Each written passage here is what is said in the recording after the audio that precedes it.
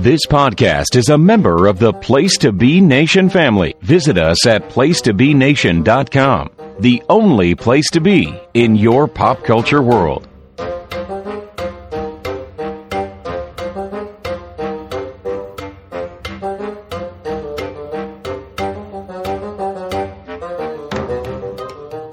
Hi, welcome to Geek and Sassy. I am Jennifer Smith, one of your hosts here on Place to Be Nation Pop. And I am joined, as always, by the wonderful and beautiful Miranda. Hey, Miranda. Hello, Jenny. How are you, baby? I am here. Mm-hmm. Yes, we are. Finally, right? Yes. Because didn't somebody even ask us this weekend, like, hey, when you going to give me some more of them Geek and Sassies? Yeah, we were like... It was Bianca, I think. And was it? And also, Sweetie. My son has asked me every week for like 6 weeks, when you going to do more Geek and Sassy, Mom? I'm like, child, have you not noticed the life changes that have happened? It's not like I don't want to. It's just, summers are busy for everybody. And... we're trying, because we did try, and we had a little snafu last week, and then my internet was out for most of the day today, so I thought tonight wasn't going to happen, but finally got that worked out. Mm-hmm. And then my son's so sweet. He went on his phones, he went on iTunes and left us a review. Oh my God, it's adorable. So cute. Stinking adorable. I don't... He's such a mystery wrapped in an enigma, because I never know what he's going to say, when he's going to be rude, and when he's going to be sweet. Mine was really funny tonight. He was like, oh yeah, you're going to do your thing with Miss Jenny. I was like, yeah. And he goes, I know. I can't listen to him till I'm older, but I support you. And I was like, oh my God. And anyone that doesn't know our kids would think they were sucking up. And maybe sometimes they are, but that's like just them. They're just like very naturally sweet, I think. They are. They both are. And I've laughed for like 3 days, though, by the way, at John's comment this weekend. Which one? That was the funniest crap about if we let the boys have their own podcast. Oh, yeah. Okay. So, we have to share it now, right? Oh, my God, we do. We do, but I've laughed for like 3 days. It'll just randomly come to my mind, and I'll be like... Well, we were discussing Geek and Sassy, and then somebody had mentioned to us the possibility of spinoffs. So we thought, well, what could that possibly be? What could a spinoff of Geek and Sassy be? And, I was like, what if we let Caden and Ethan do a podcast? Yeah. And then the next sentence we were talking about something else, and all of a sudden John just like bust out laughing, which I was like, what the heck? And he's like, no, I'm not laughing at you guys.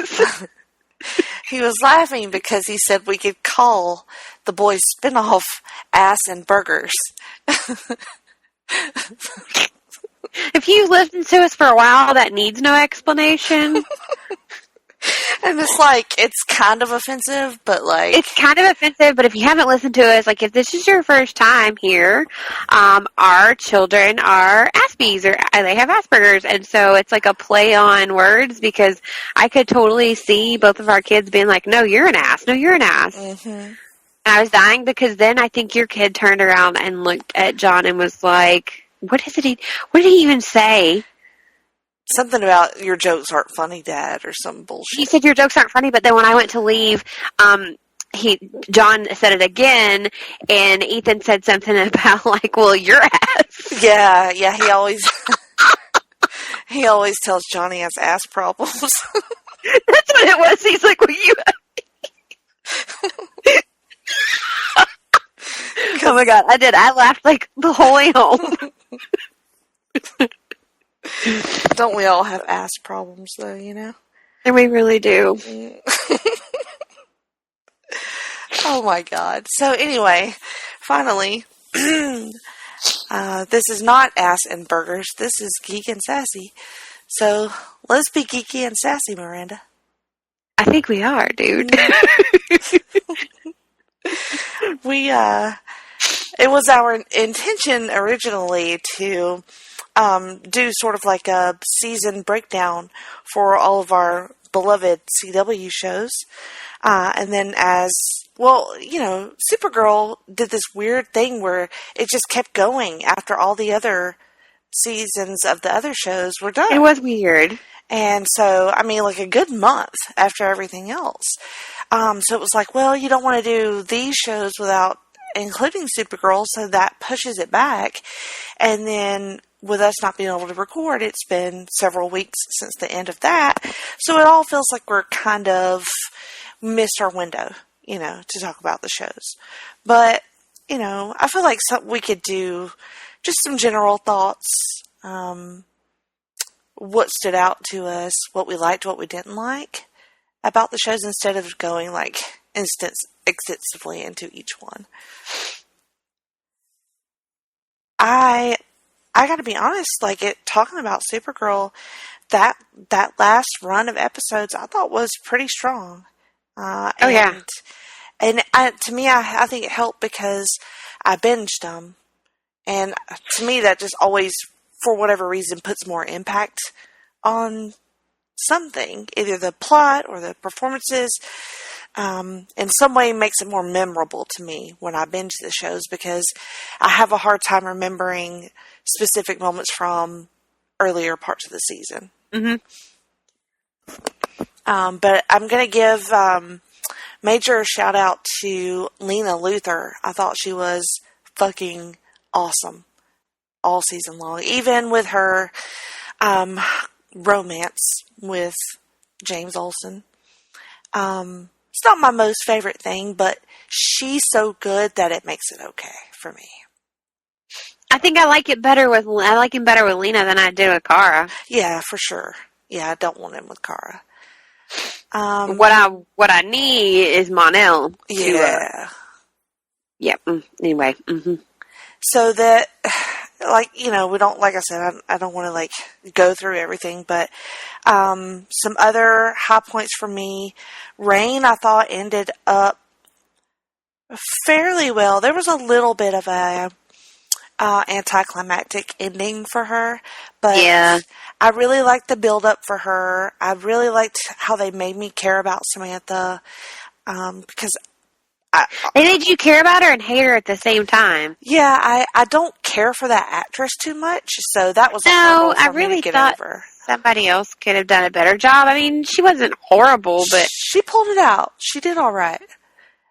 Wasn't it the girl that? Is it you that the girl that played her daughter? You were like, oh my god. No, I thought she was all right. Okay, there's somebody that I was talking to that was like, oh, holy crap, why is she there? And I was like, well, because it's part of the plot. And they're like, no, like her. And it's like, oh, I don't know. Maybe it's because they didn't look anything alike. I don't know if that had something to do with it. I don't know. But yeah, fairly, they have the whole, gosh, it's so hard to talk about it now because you have to go back and explain everything, but it turns out that the capital city or whatever of Krypton was not destroyed. So, Kara was reunited with her mother, and that brought back the evil Kryptonians. So you get another Kryptonian threat to Supergirl, which is a little bit old at this point. I liked that they were all women, so that was good. At least it wasn't Dominators again, or were Daxamites or whatever. But I need something new. It was, and it had sort of like a mystical feeling to it, because they were witches, or whatever their version of witches are, and there was a lot of religious imagery and overtones. So it had sort of a I don't know. And they would do that thing where they would project Samantha into the a netherworld or whatever. Yeah, that weird, almost upside down world. Yeah, kind of like the upside down and fight rain that way, but different. Different enough, even though they were Kryptonians, if that makes sense. What else? What else do we like? I loved John and his dad. Oh my god, they broke my heart. Yes, and the scenes with John's dad are just the most precious things, because to me they really do feel like father and son, and the performances are just fucking top notch, unbelievable. I sobbed and sobbed at the end of his episode there at the end. I thought Alex was strong. I thought Wynn was strong. I thought Monel was strong. Like dealing with more stuff of his life, like dealing with his life. That episode was pretty. As a boy mom, yeah, that episode was pretty hard too, especially, because Wynn's mom comes back in the one episode and she explains, like, why she's kind of ignored Wynn this whole time, and she was afraid for his life. Right, and I was like, Wynn's pissed, and I'm pissed for him, but I'm crying for his mom because, dear Lord, how do you, stay away? Do that? Yeah. Right, how do you stay away? And doesn't she even say, like, she did, but she didn't? Like, she would make sure she always knew how he was doing and what he was doing, but she had to not be near him or, his dad would have killed them both. Right. It was rough. Parts of that were rough. And his performance was great. Relatable, realistic. Like John's dad. I mean, I'm not saying everybody has a psychopath dad who says if your mom comes near you, they'll kill you. But I'm just saying, like, it was a true storyline, like a mom having a legitimate reason why she has to be away from her child, and it not just being like, oh, well, for selfish reasons. Too often I think they put in a story where it's like, well, I just couldn't take care of you, or it was a mom trying to truly protect her child, and then John's dad, because I think.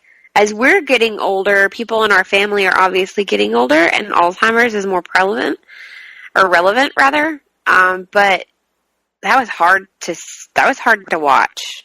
It was hard, and the way that they tried to solve the problem by doing the mind meld thing was really beautiful, because John got to see all those memories from his dad and know that he was the keeper of those, and then his dad has the peace of knowing that all of their planet's history, and especially their religious history, would live on with his son, so he could have his own peace at the end of his life. It really was just really touching and wonderfully done. It really was. All in all, I don't know. I really liked this season. I did is this, season 3? I think it's 2. Was it 3, 4? I don't know. My brain is like melding it was things 3. Together. Is it 3? I think season 2 is pretty strong, but I think season 3 with the raw emotion, because you're also playing with kind of in some ways divorce, if you think about it, because now Kara has to watch Monel be with someone else. But there's time travel involved, so it's a little bit unrealistic divorce. But in a sense, it's a breakup where you still have to be around that person, and you don't hate that person. You actually still love that person. And then there's a lot of raw emotion in this season. Yes, very much so. And even Monel, he has to realize that he still has all those feelings as well. He does. And then the wife. She was okay, for what she was. Right. Her accent bugged me a little bit, but she was super gorgeous, so I overlooked Yeah. it. But, at the end, she was just like, look, I've kept secrets from you. I've not been what I was supposed to be. I didn't tell you about the real mission here. And obviously you still have feelings for Kara, so, you have to do what you have to do, really. Right. Which is, like, pretty freaking, adult of her. I mean, pretty cool of her, honestly, to be like, this has been what it's been, but now we have to be true to ourselves or whatever. Right. Trying to think of what didn't work for me.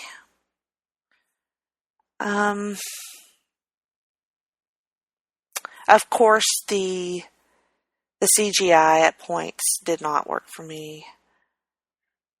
This is one of those few shows that the CGI is not it's better on other shows, and I don't know if that's because still yet maybe this show has less money to work. I'm not sure why the reasoning is, but yeah, there was some CGI that I was like, what are you, DC movies?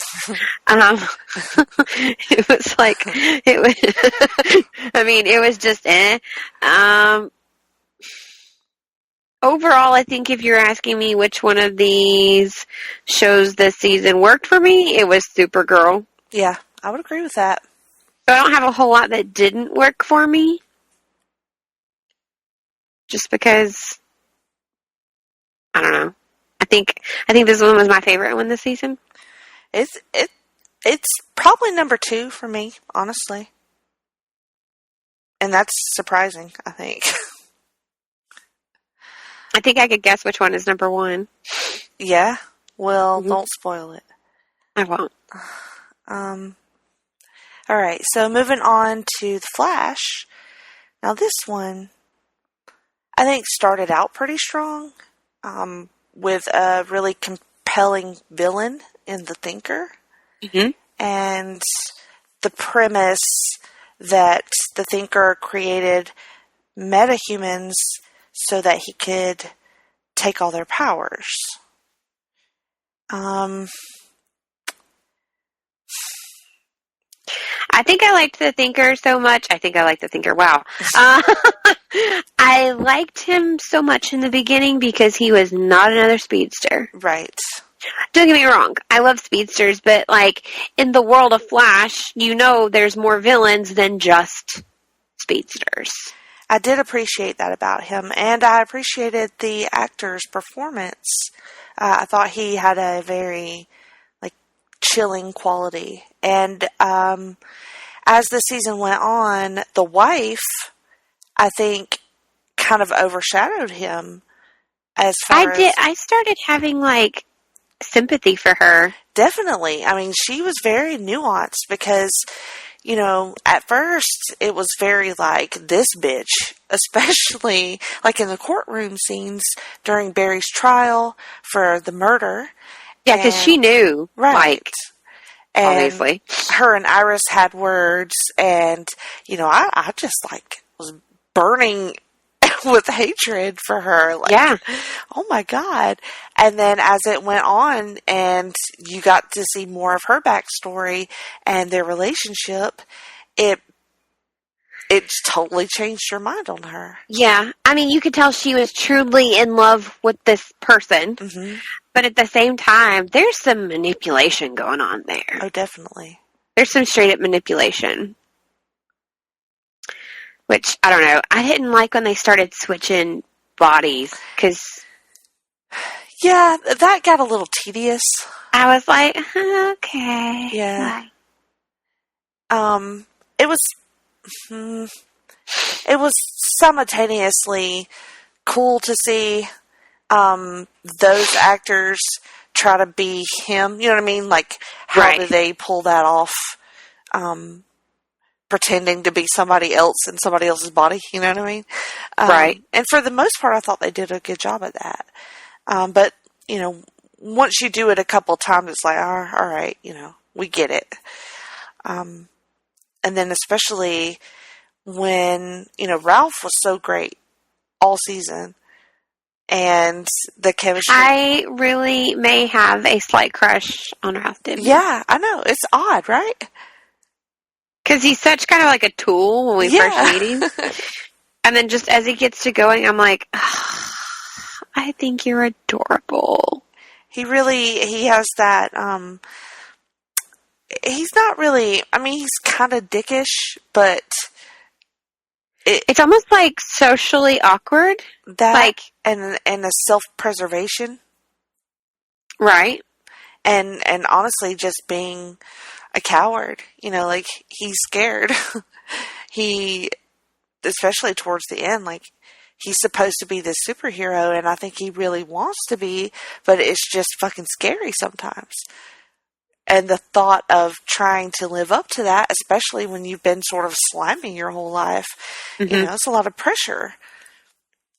Makes you wonder if he was slimy all those years because it was easier to be slimy than it was to be a hero. Right. Because it does take a lot of courage and thought and effort to be a hero, to be a good person, than it is to be slimy. I mean, think how easy it is to naturally be like, I don't give a fuck, you know? You know, I think that's why I identified with him quite a bit.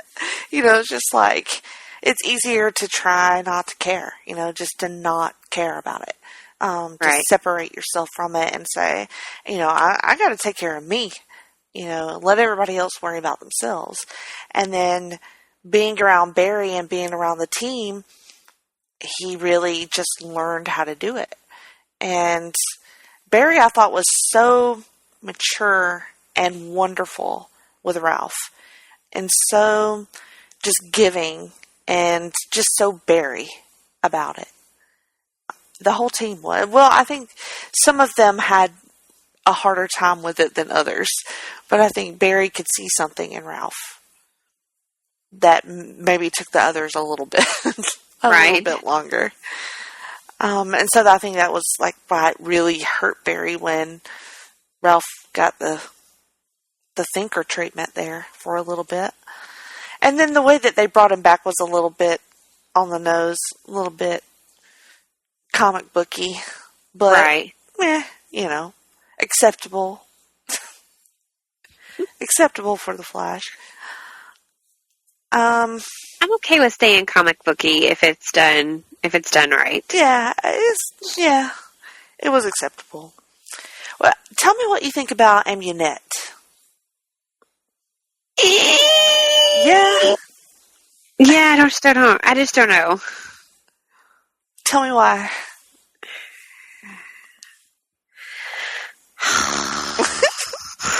I feel like a bad person. Partly because, well, one, she's a little sleazy. Well, a lot of sleazy, but she's pretty, so she's not what you expect, if that makes sense. And I don't know. I want her to, how do I say this? I want her to not be so sleazy, but I want her to be like, I want her to be, I don't know, just horrible at the same time. Like, I have this love-hate relationship with her because I want her to be really bad, but I don't. Okay. Well, do you felt like she was or she wasn't? I don't know. I think she had moments of wishy-washy. I think that it was almost like, here, let's throw this person in here to distract you from what's really going on. I felt like she and Caitlin had a bond that helped to humanize her a little bit because she did some terrible things. Well, that's true. And her powers were really fucking weird. You know, like she has to tote around the bucket of shards. You know, it's like, yeah. So like pretty lame. What superhero, anti-villain, villain, any of those has to tote around a bucket of shards? I'm gonna say it just like that too. I like and I'm even doing like the arm swing in front of my chest because everybody can see me right now. Bucket of shards with you to get anything accomplished. I mean, it's a little lame. It's hard for me because I really like Katie Sackhoff. I love her. Like, she is amazing. She is. Our friend Billy actually got to meet her when we all went to Heroes and Villains. And he said she's exactly what you would think you would get to meet that she was just fantastic and wonderful to talk to. And actually, I think he got to talk to her a little bit longer because it's like the last, either he was like the first person at the table and nobody else was really there, or the last person. But he said it was like amazing to talk to her, and he kind of talked to her about Amulet and other roles that she's played. But I don't know. I want to love her because it's Katie Sackhoff, but at the same time, I don't know exactly how I feel overall about her. And like you said, she carries around a bucket of shards. What about her accent? What did you think of that? I kind of liked her accent, actually. I kind of did, too. Like, it was sort of, like, really bad, but, like... It was so bad that you love it? Yeah, a little bit. That makes sense. Yeah. I mean, she's super intelligent. I mean, don't get me wrong. Yeah, she was... Like, her character. Yeah. She's I don't know. I just think she goes back and forth some. I'm hoping there's more to her. Does that make sense? Yeah, I would agree with that. I wouldn't mind seeing her again. I don't know. There's really... She has a presence. You know what I mean? She has sort of a gleefully bad presence. Like, she enjoyed doing bad things. Like, and it was interesting to watch.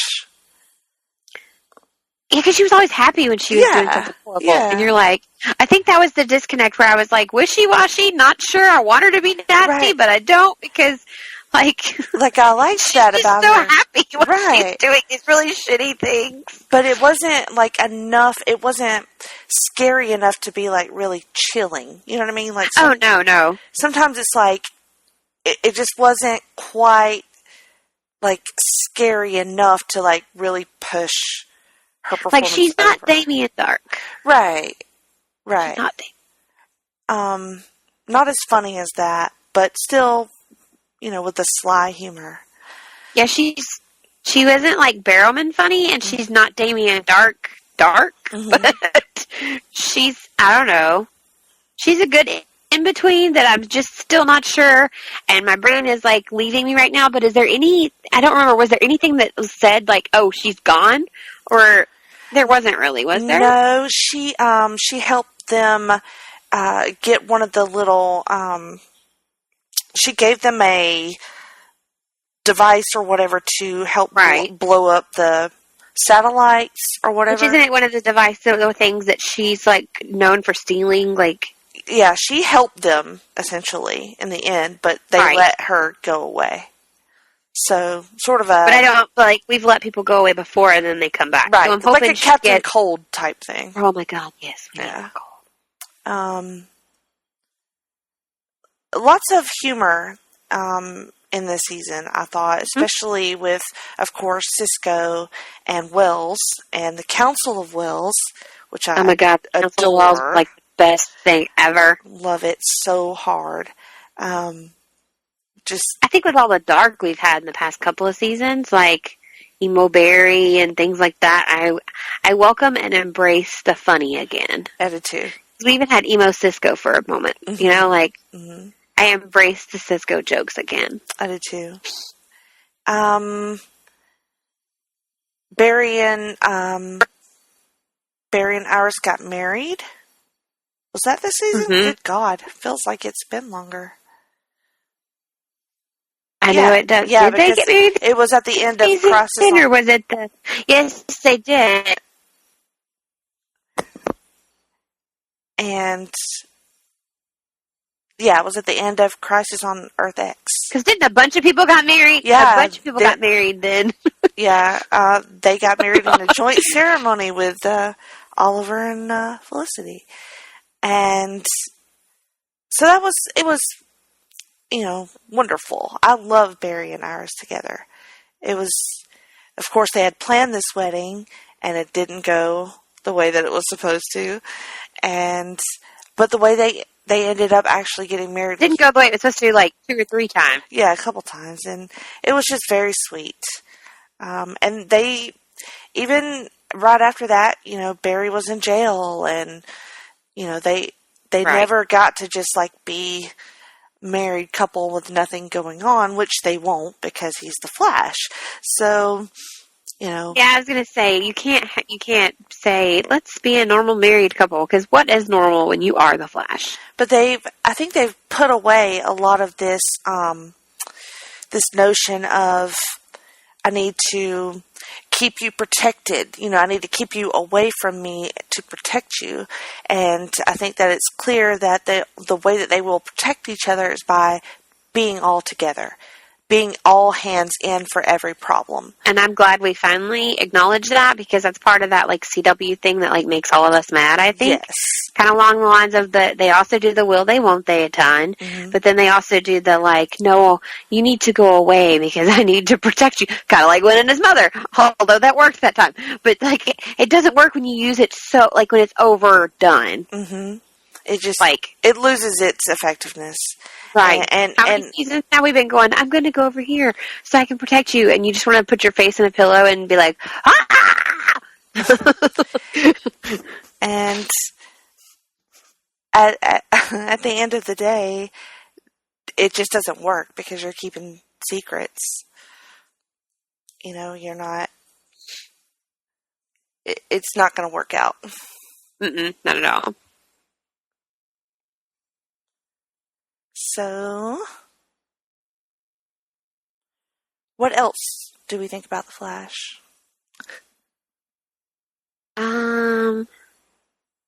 Keep up the jokes. Bring back Immunette, because I'm not sure how I feel about her.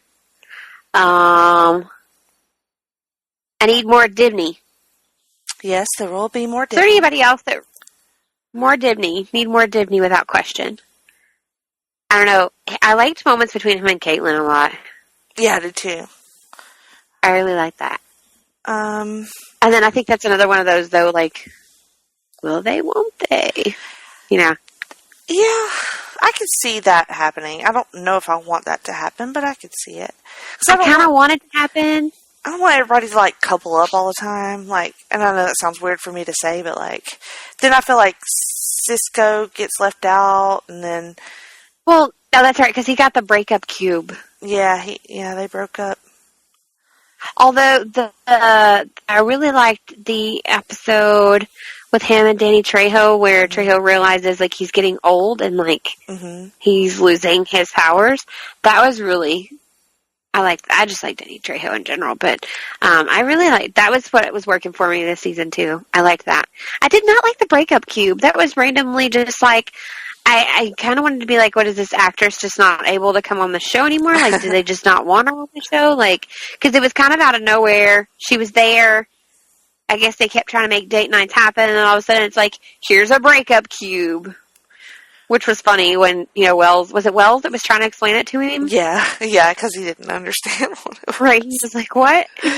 Wells just being Wells is well, this is what it is, and blah, blah, blah, blah, blah. And he's going on it's a happy thing, and then he's oh crap. In true Wells fashion. Yeah, I don't, that was weird. Sorry, the breakup cube thing was super weird. Funny and weird. Yeah. I'm trying to think of what else I did not just care for. Well, what did you think about the new Little West, the Baby West at the end? Well, I've been intrigued by Baby West since before the end, because remember when Cecile started being able to hear thoughts and they realized it's not her, it's the baby? Mm-hmm. Well, yes and no. It was her, but it was brought on by the pregnancy because right. The baby obviously has got something, if it's done well, I'm excited to see where. I was just excited to see him be able to be a dad. Not again as in he lost his kids, because his kids are both there, but he can kind of move on and, be a married man and have another child. And so I'm kind of excited to see how teeny tiny baby. I forget, what did they name the kid? Do you remember? She hadn't asked me. I could Google foo it. Shoot, what was my other point going to be there? Oh, there was, No, I don't want to know what the meaning of the name Flash is if I name my baby Flash. And then at the end, kind of teasing us for next season, the daughter of Barry and Iris, who had kind of popped in a couple of times throughout the season, she shows up. Right. And apparently she's a time traveler, or has traveled through time. Well, she's a speedster, so I guess that's how she does it. Right. So that will be interesting next season. And also sort of, I just hope she doesn't stick around. You know, like, don't join Team Oh, that Flash. would be kind of weird. Yeah, don't join Team Flash. Like, I'm going to join my mom and dad on Team Flash. Mm-hmm. Like, that would be kind of like when you throw in a kid, like, and I don't mean they did this with, like, Cecile and Joe, because that's different. But, like, you know, when shows are, like, all of a sudden, here's the kid. Right. Like, oh, by the way, you had a long-lost kid, or here's your kid from the future, or I don't like when it's like a consistent thing. Like, oh, well, they're here all the time now. And it's almost like a soap opera. Right, yes. And I also don't want it to be a thing like something's happened in the future and I have to come back and, like, because we do that too much. I mean, that was one of the premises on Supergirl this season. And, you know, we've already done that. You know, we've gone into the future and dealt with the past so much already on the Flash show. It's like, nah, well, let's stay in present day for a little bit. I guess the only thing that I have to say about that is, like, if we do, like I said earlier, we do the stay true to comics, then unfortunately there's going to be a lot of that. Yeah, that's true. But we don't have to necessarily stay almost true to that. So, well, everything they've done thus far has been an adaptation. You know, it's not right. It's not exactly comic book accurate. So I'm fine with that. All right. Anything not working for you? Not working for me on the Flash. Not the best season, not the worst. It would be my number 2. Supergirl probably being my number 1. So not the best, not the worst. So not working for me. I don't know. Maybe, what can I complain about? I don't really know what much I can complain about. I guess it's not a bad thing, but then people are going to be like, well, then why is it not number 1?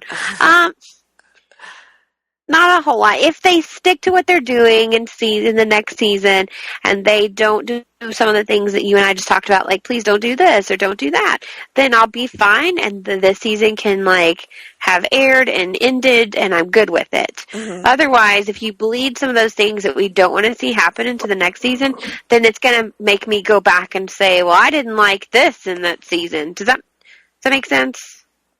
Like, right now I'm okay with it, but if you bleed the things that you and I are like, please don't do that into the next one, it's going to make me, like, frustrated.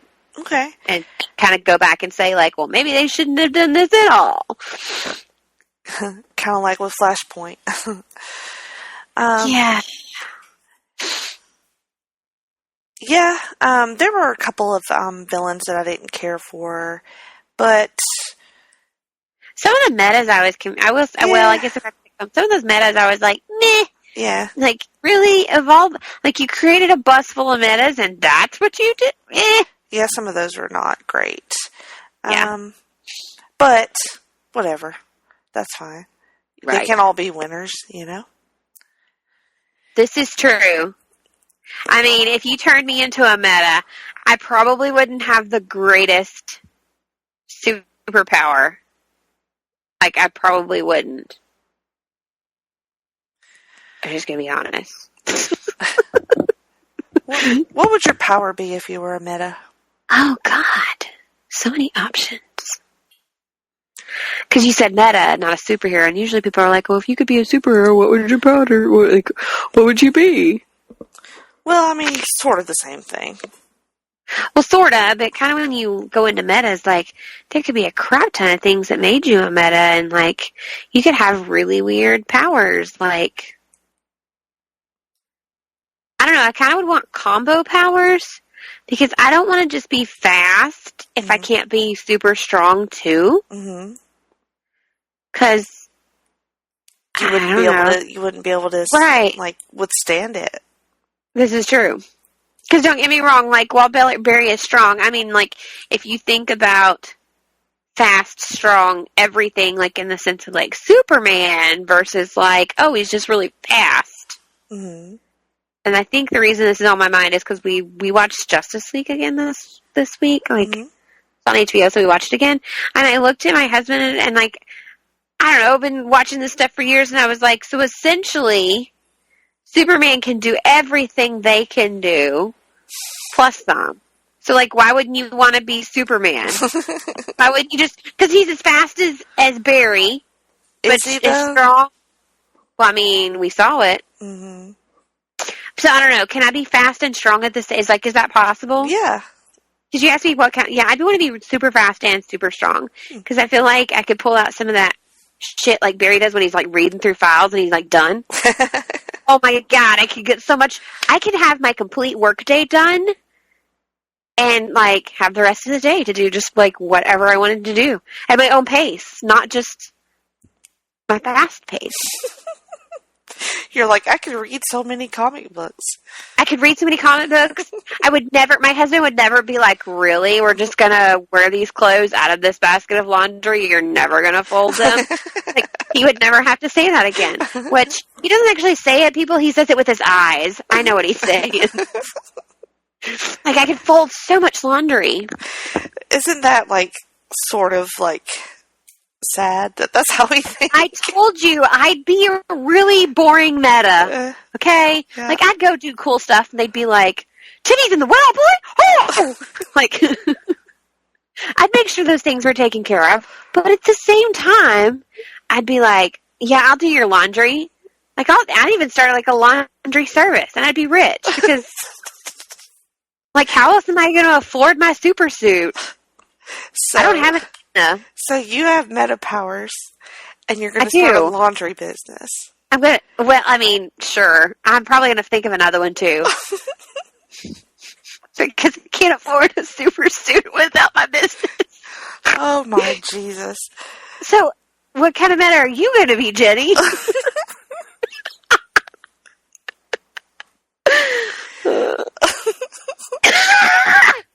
Rendered her speechless. I think I'm gonna shoot for let's see, teleportation. Ooh, I like that, because then you could be here instead of it taking like 2.5 hours for us to get to each other. I could be like, Jenny, I really want to eat ice cream with you, and you could be like, hold up, boo. And you'd be like, right here. Although I am super fast now, so it doesn't take 2.5 hours anymore. That is true. Oh, wow. But I don't want to have to run. You know what I'm saying? Like, well, I'm going to need to eat like 4 times the ice cream you do. That is true. And that's fine. That's okay. I would imagine that's the other thing. My metabolism would be phenomenal. Yeah, you'd get to eat a lot. No more ball belly. I would assume teleportation would maybe take up a lot of calories as well. I feel like it would too, because it takes like a lot of energy to kind of teleport. So essentially, you're kind of Doctor Strange? Sort of, but I don't want to have to, like, wave my hands around and stuff. Like, I just want to be able to, like, just think it and then just go. Yeah. Okay. That's it? Just teleportation? I mean, how about,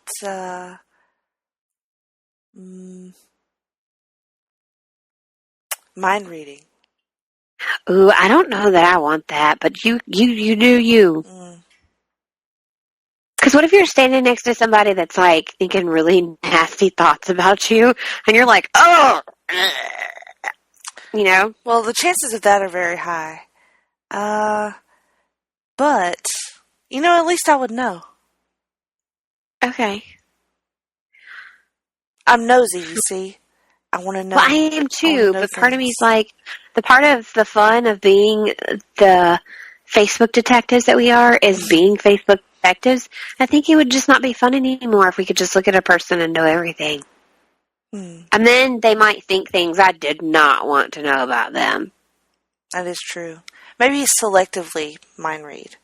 Selective mind reading. Kind of like when, kind of like Sookie's Stackhouse, where, like, she can put up a block and, and everybody, like, her close family's like, don't do that to me! Mm-hmm. You know, okay. So teleportation, like Doctor Strange, and mind reading, kind of like Sookie's Stackhouse. Yeah. It sounds really weird when you say it that way, but I'm standing by it. But I'm liking it a lot. I'm digging it. Because reason... Now we just have to come up with names, right? Oh, for heaven's sake.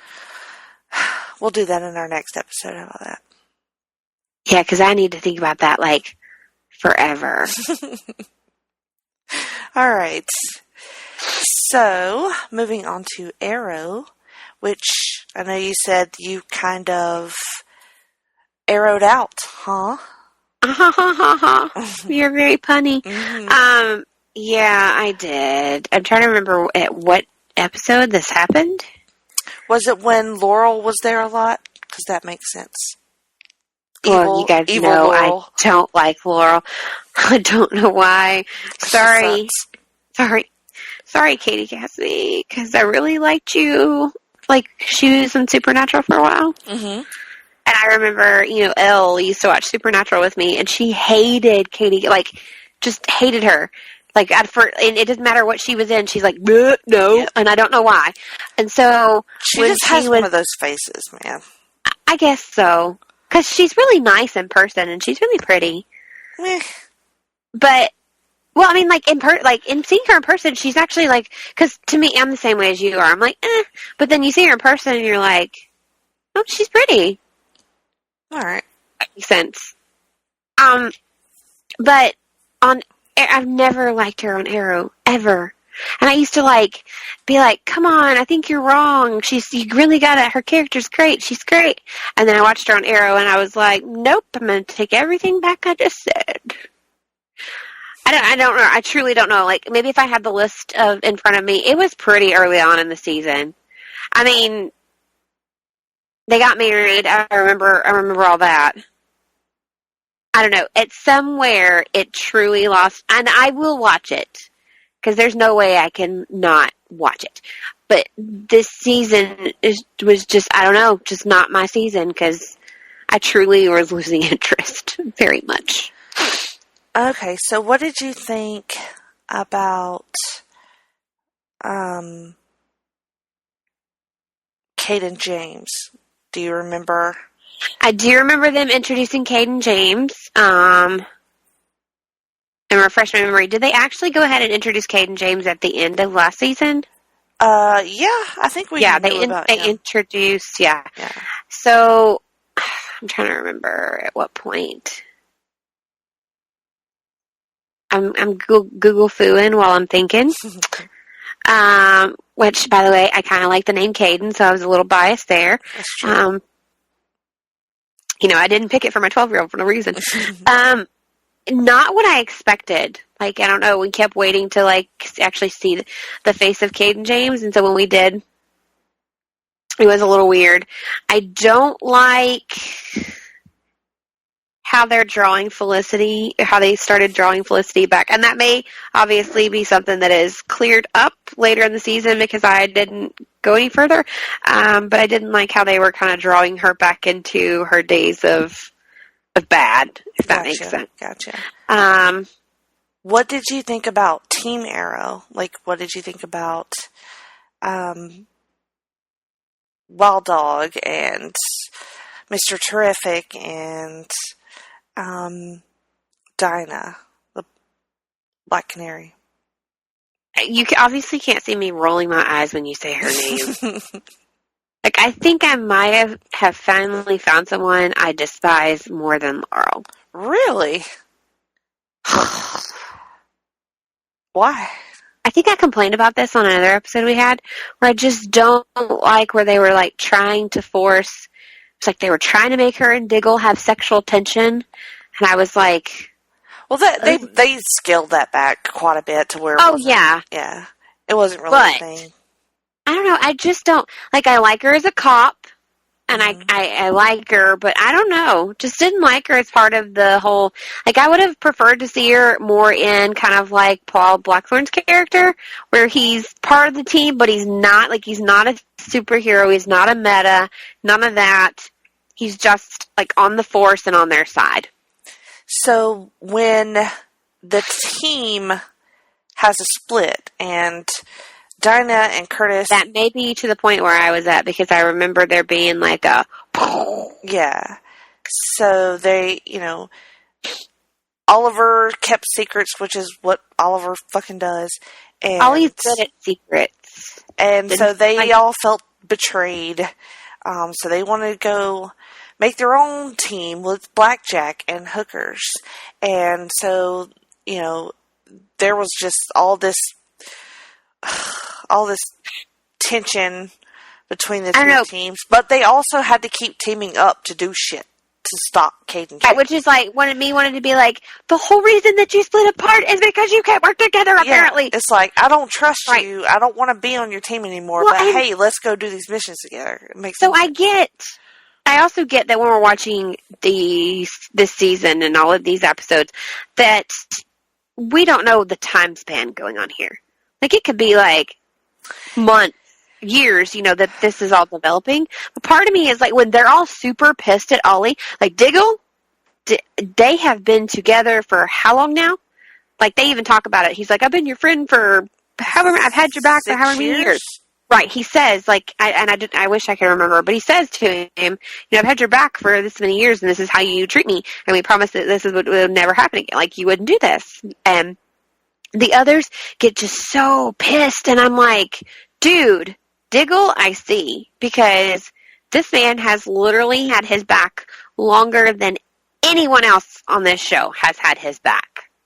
Like, he probably haven't even had Ollie's back better or than his parents did when they were still part of all this. But these two act like you have just ruined what we have built over years and years. And I don't know how, like I said, they never really say, like, has it been like a year? Has it been like two, like, I don't know. I'm sure if we counted back seasons, because they say the dates, it's June 27th, 2018. They say it at different episodes. But they act like that he has just ruined like a 30-year friendship. Mm-hmm. And I don't know, I thought that was a little, like, especially from Dinah, I was like, I'm a little overboard. Like, how long are you really... I get, like, friendships develop quickly. For example, like, you and I have been friends, like, way longer than I thought we had. Like, well, not thought we had, because part of me thought it would have been longer than it was, and the other part of me was like, has it really only, what I'm saying? But, like, there was something on Facebook the other day that reminded me, like, actually, it's been, like, a good, maybe Caden will be in 6th grade, and I want to say he was only in the 1st grade when I met you. So that sound right? I know. Part of me is like, I feel like that's longer. So I'm wondering, part of me had to like break this down and rationalize it, because that's what I do. I overthink things that make probably no hill beans to anybody else. But part of me was like, she's acting like they broke up a 30-year friendship. And the other part of me was like, wait, but like you can easily be like super close with somebody. So, I mean, we've only been friends for 5, maybe 6 years, but yet at the same time, like, we've developed a friendship that could easily be just like a friend that I've gained since childhood. Mm-hmm. So, I don't know, but I had a hard problem with that, because part of me, like, the one part of me was like, really, dude? Like, it's not, like, okay. And then the other part was like, well... But I don't know, it kind of bothered me, because like you said, you have to team back up to work together, and maybe that's why I started to lose interest. I was like, everybody's so pissed at everybody, but they've only known each other for like 2 minutes. Yeah. None of that shit worked. It was kind of very contradictory. It was like, we got to throw this in here, because if we don't, things are going stale. This is the direction we need. Like, I don't know. It hurt my brain, and I checked out at that point, and was like...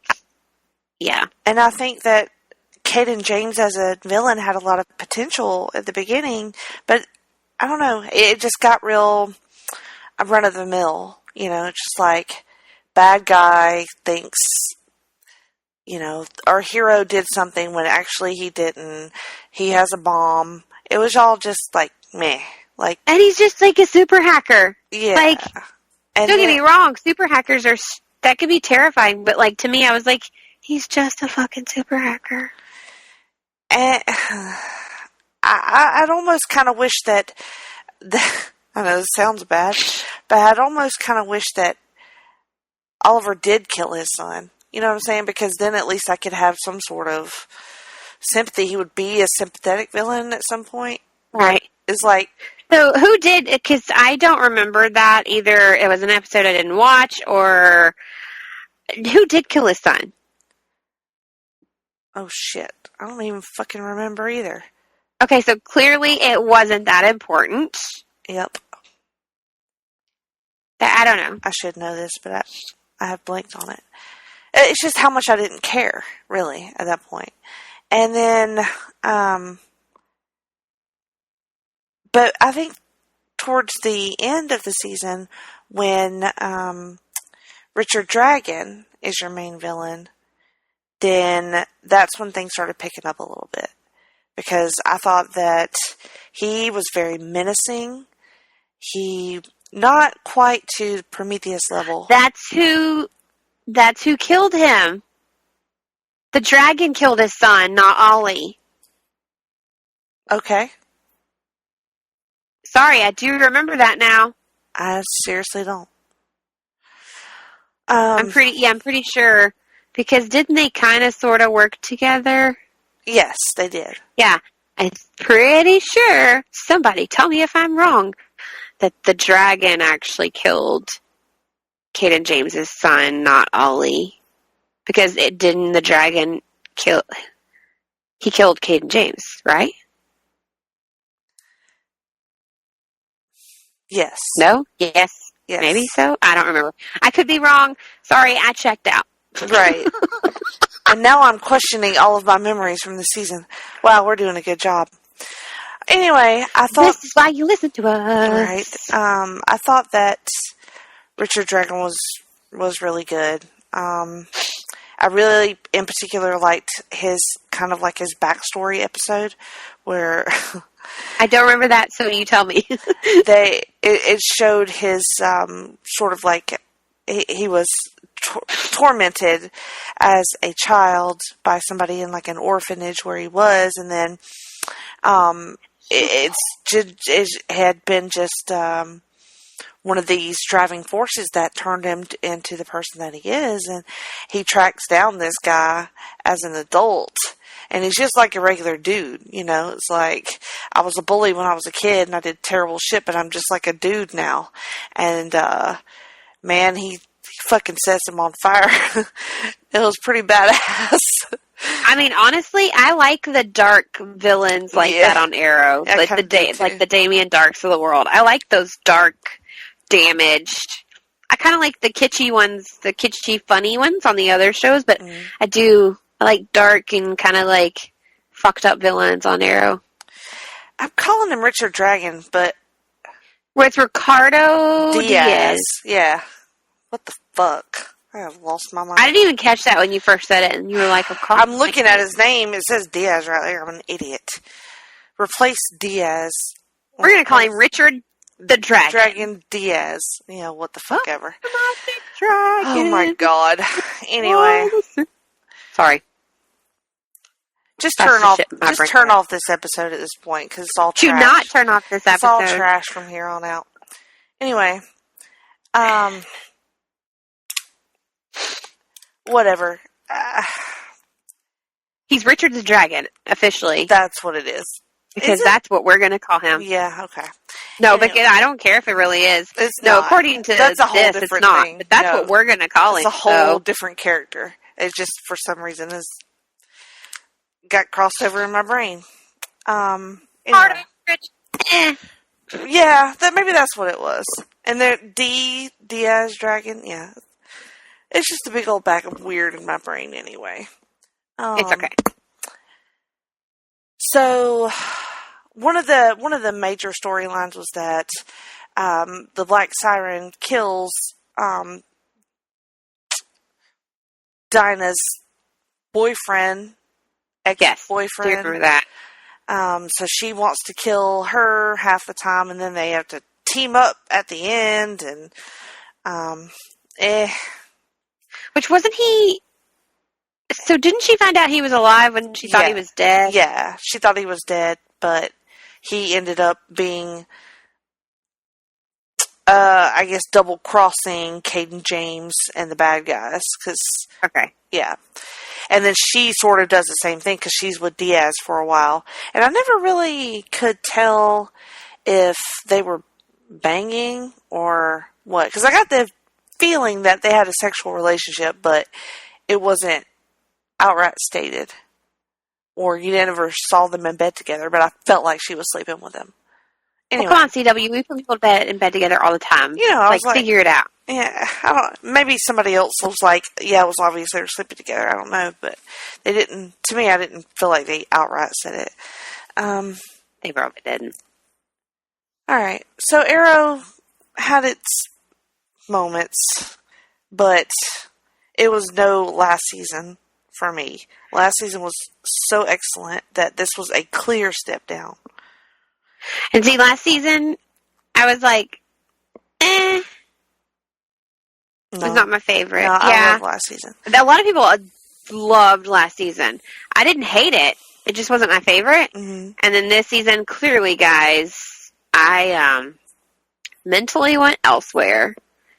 But I have heard wonderful things from Seth saying that, like, we're all going to love next season, which they may be hyping that up, but, you know. That being said, I thought that Stephen Amell had really awesome performances, and also Felicity did as well. And Diggle, I mean, there was some good stuff in there performance-wise. It's just... Yeah, it wasn't bad acting that caused me to not be interested. It just was a whole bundle of things that a lot of the action was really great too. There was this awesome scene with Deathstroke where he just fucking murders people left and right. It was great.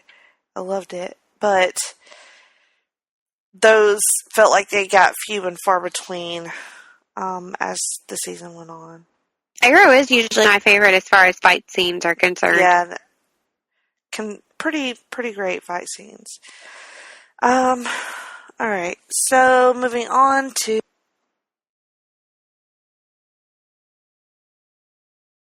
my favorite show, where I just muted myself. I was like, well, I lost her, but she's been losing internet today. I'm just going to sit here for a second. I accidentally leaned on my mute button. Good Lord, we're rusty at this, huh? It's all right. They still love us. Sure.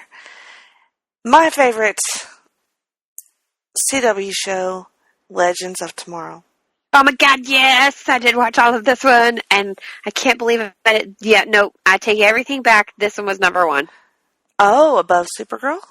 Oh my God, yes. Really? I am surprised by that. I adore this show so stinking much. It's so hard to explain sometimes because it's just chaos in every episode for the most part. And when you try to talk about plots, it's just sometimes you just can't, because it just goes so off the rails almost immediately. This is true. But in a wonderful way. I think we were trying to talk about it in our group, and somebody hadn't seen it yet, and so we were just making random one-liners. Right. But it just everything about it works. The relationships on the ship, the humor, the heart, the adventures, the fight scenes. Even the sort of rotating cast of characters that they're doing, it just works so well on this show. It is something I feel like it shouldn't work, and we've talked about it several times. Mm-hmm. But I never cease to be amazed by it. I just think it's genius, and I'm hoping that we've not peaked already. You know what I mean? Oh, me too. Oh my gosh. When in the season finale, when you get a giant Bebo, Oh my god. I was the most delighted I had ever been. Like, this is perfect in such a just an outrageously wonderful way. Like, Maybe why? think of the old Power Rangers that I used to watch where, like, they would join all their things together. Mm-hmm. And they were all a different, like, part of this giant robot made up of all their different animals. Yeah. Oh my god, it was the best. I don't... I can't even explain it. I don't know. How do you describe giant Bebo? For heaven's sake. And like, why? By the way, why does that work? Why? Like, how? I need him to be purchasable. I have not been drinking, people. I need him to be a purchasable plush. Yes, I need a Bebo in my life, for real. Actually, that's what we call my cousin's husband, by the way. So every time they had Bebo, like, I would, like, lose my shit because I was thinking of our family Bebo. When I was oh, my God. But, like, all the places that we went this season, you know, we did Pirates. We went back to the West again. Yes. We did a circus episode with freaking Billy Zane in it. Oh, because Billy Zane, like, bowed down to Billy Zane, to be honest with you. So good. We did, like, an 80s one, like, with, Shh, I found a plush Bebo. Are you serious? I'm serious. Where? He's like, it's on Etsy, and he's like $55. Oh, shit. But I need this. Alright, well, I'm so sending you this link. Anyway. Alright, so, we got to do I think we talked about the, London episode, did we? I feel like we talked about that one. London Times episode, did we? With the vampire or whatever. I loved that one. Yeah. I keep saying I loved that one, but like, every week I'd be like, and I loved this. Yes. It was really hard. Like, they did such a great job. There was very few dud episodes. And that's, like, really hard to say, I think. Especially in a CW show. Well, I mean, I cannot complain when they keep bringing back my main man there. I feel like maybe one of the duds might have been the Vietnam episode. Because they did, it was somebody's dad. Rory's dad. I don't know. It was I mean, not bad at all. I liked that because I think, not that Roy's not a human, but I think they're trying to humanize, like, we've all grown to, like, completely love and adore Roy, and so now this shows, like, a completely different side, not different side, but, like, it explains just a little bit more. Because, you know, we get to see a lot of others' family. Like, we even got Cold's, like, some of Cold's family. But we've never really gotten anything of Rory's. I mean, we know about the fire and then all of those things, but, like, we've never really seen any of them before. Right. I don't know. I kind of liked that one. I think you could have been done maybe different. Like, I don't know. And you got one of my favorites. when the Vikings worshipped Bebo. Oh my god! Like, I just don't even know it. How is that a thing that works on a TV show? I don't know. But to me, the fact that it does, it just makes me so happy. And, of course, we got John Constantine. Oh, but that's what I was saying. They bring back my main man. And with a fucking steamy episode, too, with him and Sarah, which I did not see coming. I didn't see coming, but I don't know. I was kind of cool with it. Because he's kind of fluid like that, and she is obviously very fluid like that, and they were like, do you know what? Screw it. They have tons of chemistry, which she They does really with do. everybody. You know what I'm saying? Like, she's just... another standout episode, the one where the time loop, where Zari gets stuck in the time loop. I thought that was excellent. Oh, yeah, and, like, she knows what's going on, but she's, like, trying to tell them, and they keep treating her, like, dumb. It was fantastic. And I kind of think, because I didn't really know how I felt about Zari before that. Like, I was like, she could go. Right. I don't really give two craps. And then they had that episode, and I was like, okay, she can stay. Like, she can stay. It went a long way in making her feel like part of the team. Really, because she had just been kind of on the outside, and you had sort of, gotten okay with her, but you weren't attached to her. But by the end of that episode, you were. And I love that. You know which one I think I liked the most? Which one? The one where it's all based around Halloween, and Ray disappears. Mm-hmm. And it shows that, like, Ray has obviously... He's been meant to be in this... He's been meant to be a legend since he was a kid. Mm-hmm. Like, that was a great episode. I don't know. I just really liked that one. Where he's back and they're having to save Tiny Ray because if he disappears, then like he's never there. Mm-hmm. And I can't imagine Legends without Ray. No, absolutely not. Like, I really just can't. Sarah is the leader, but Ray is just the heart. That's very accurate. That's a great episode. So I like the dynamic between him and Dark's daughter. Very much so. They have chemistry naturally. Mm-hmm. How can you not when you're husband and wife? Like, for real. But I want more from her. I need more of her. What did you think about Ava? We sort of didn't like her in the beginning, and then did she grow on you? Did her relationship with Sarah grow on you? I didn't like her in the beginning, but the episode all about her explains, because remember I was like, she's just kind of very robotic and very so it explains like all the reasons I think why I didn't like her.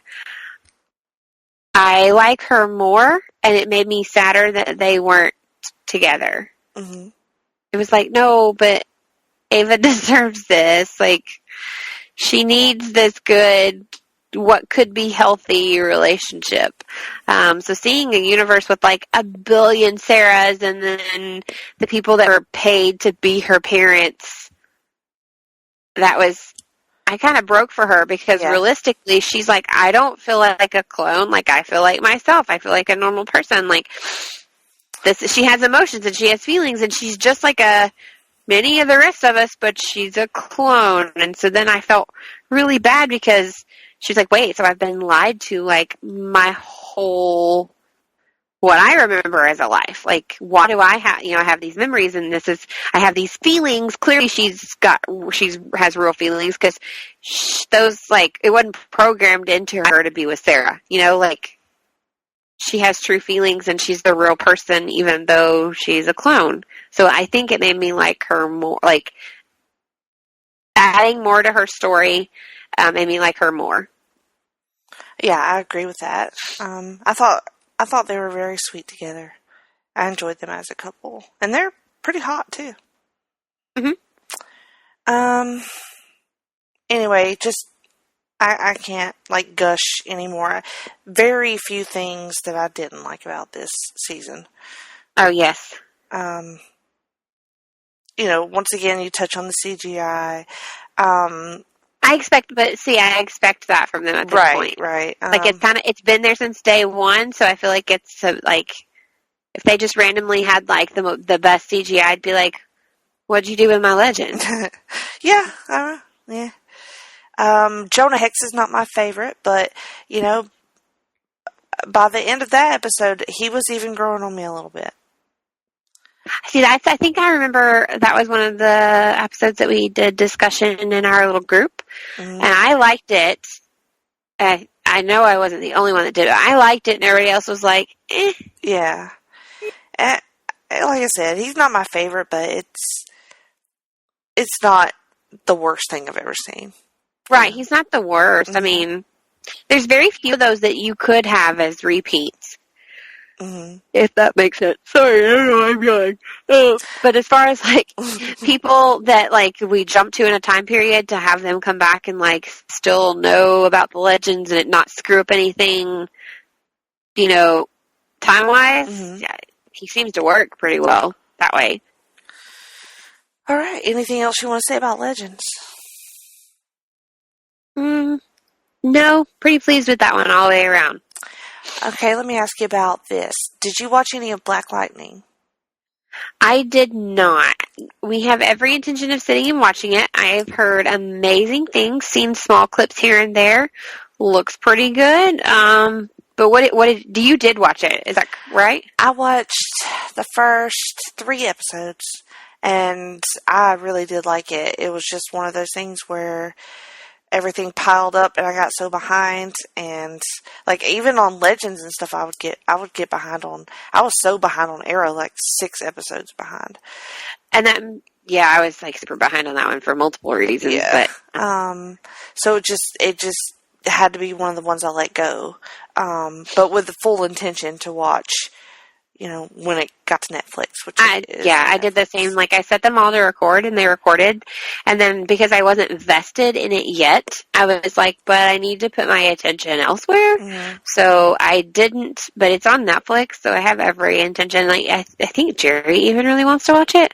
So we have every intention of watching that one, hopefully before season 2, because it's a mid-season, so I don't have to have it all done before October. I don't feel like, it's possible it's not a mid-season, but I feel like I'd keep it as a mid-season. All right, well, let's rank these. Okay. I know we've already kind of done that, but I'm going to go Legends at 1, Supergirl at 2, Flash at 3, and Arrow at 4. Mine's going to be the same, and then unfortunately for Black Lightning is 5, just because we haven't been able to watch it. That may change, though. All right, so is there anything... You didn't watch iZombie, did you? No. Well, not... I did watch several seasons of it, but I'm not... I just kind of fell off on it. I'm vested in that one. Which there's only going to be one more season, which is fine. Because it's one of those shows that I knew it wouldn't be able to... Like, eventually they'd have to, like, at some point stop it. Did you want to talk about it?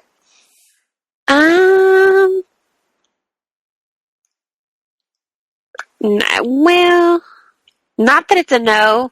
I'll just say what's not working for me is some of the relationship stuff they do, typical CW.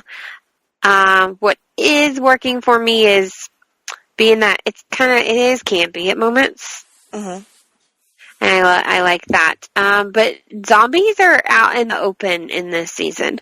Like, everybody knows that they exist. And they're there. So that's a little different, because now the dynamic of the show is a little bit different.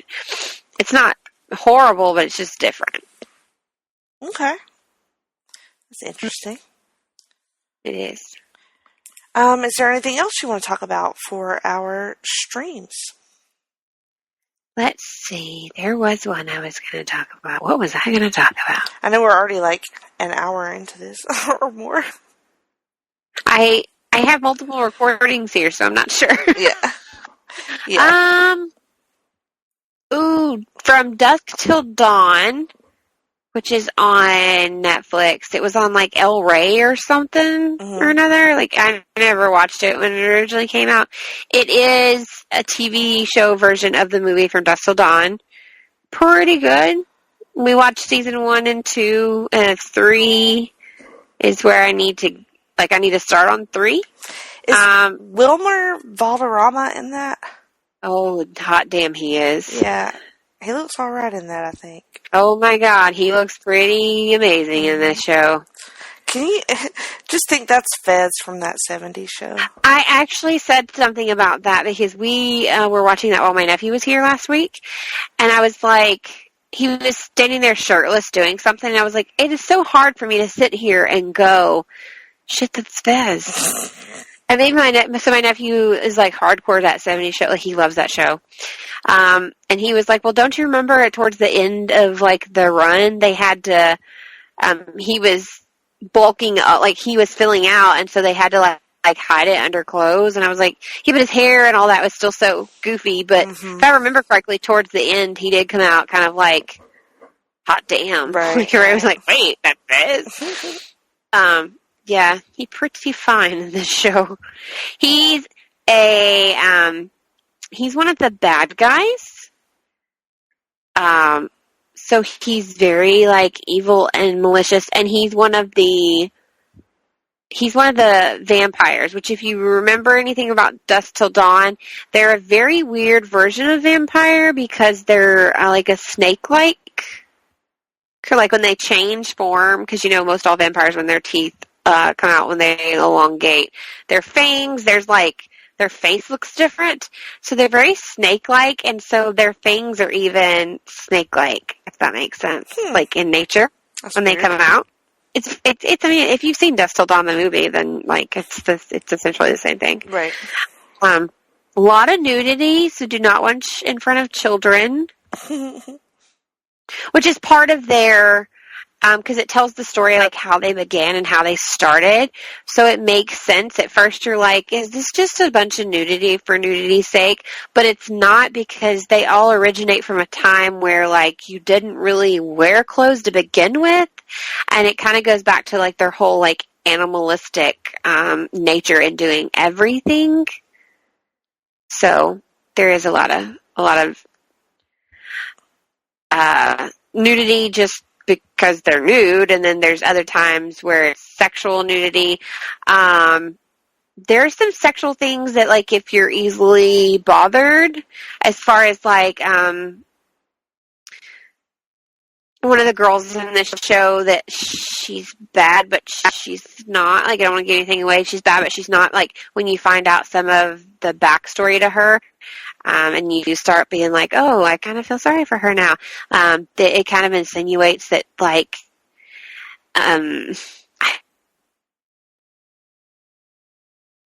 saying rape's not rape. It is definitely rape. It's one of those, like, she consented because she knew if she didn't, like, it was horrific for her. Mm-hmm. So if you're one of those people that, like, me normally is like, oh my God, I can't do, like, it was hard for me. But it's there, and you're already, like, towards the end of season 2, and you're like, oh, that's why she is like that. Okay, do I stay in this or back out? You know, like. Okay. Yeah, so there's definite craziness in here. It's a very different kind of vampire. There's a lot of guests that pop up in it, and there's names in general that you're like, oh, I didn't know that he ever did this show. Because when Jerry first found it on Netflix, I had to, like, search. I was like, I didn't know didn't know that happened. So it's actually on, and like I said, I haven't finished season 3, so it may be one of those that, like, season 3 just ends, and you're like, what the fuck? Because there's no more. Like, they're not making any, you can tell by the dates, they're not making any more. It's not anymore. Which Jerry is in the middle of season 3, and I was like, I really hope they don't do to me what they did in Marco Polo, because he was, like, truly vested in Marco Polo, which I did not get into. I've heard amazing things about the show. He loved it. I couldn't get into it. Apparently, Marco Polo was a Weinstein, so Netflix, there's going to be another season, and Netflix is like, Nice. He's like, I get it, but I'm pissed. Right. But that, we've actually been watching a lot of shows together, which, you know, doesn't happen a lot. Right. We did watch all of the Marvel Defenders. Oh, good. What do you think about that? There were episodes where I was like, what? Yeah. And I went into this thoroughly thinking, because I think I already told you, like, you and I have talked about this. I went into that show like, dumbass me knew this, but then forgot and wasn't even thinking. And so when we get to the end, I was like, oh man, I wonder how they're going to figure that out. And Jerry even points out to me, like, on the screen, hidden letters, right there for you from Netflix. It's like, limited series. Mm-hmm. There is no season 2. Right. Yes. Like, it's just what it is. Right. Which I think is good. I think that's the right call. I think you're the one who pointed out, like, maybe they'll like, finish it out on their perspective, shows. Their perspective shows. Except for maybe Iron Fist, like, you don't need to do a second season of that. I don't know. I remember we had that whole discussion where I was like, I'm kind of okay with it. It's just I can't not giggle when he's like, I harness the power of my chi. And I'm waving my hands like Doctor Strange. I know he does. I'm waving my hands like Doctor Strange. I harness the power of my chi. I don't know. Like, that makes me giggle to no end. Like somebody just cracked a fart joke in middle school. All right. Is that all? I think so. I'm pretty sure next time we record, I'm going to be like, and. Right. There was another show I was going to talk about, but I think I'm going to wait. I'm going to wait till we record again because it might be done by then. So I can judge it by the whole season. Okay. All right. What about reads? Oh, my God. We've already been recording for an hour, so I'll be super nice. Because this is where I could go on forever. I got the romance package from Audible. Yes. So and I think I mentioned it before. Did. So okay, did I? Okay. So I explained the concept before. If you didn't hear that, either go back and listen to it or look it up. Super easy to understand. Audible explains it super well. So I got the romance package, and a lot like Kindle Unlimited, you can have 10 books out at a time. And I actually found one where it was already compiled, so it's considered one book by Audible standards, but it's actually like all 5 books well, it's still ongoing, but it's like the first 5 books. Okay. In this series.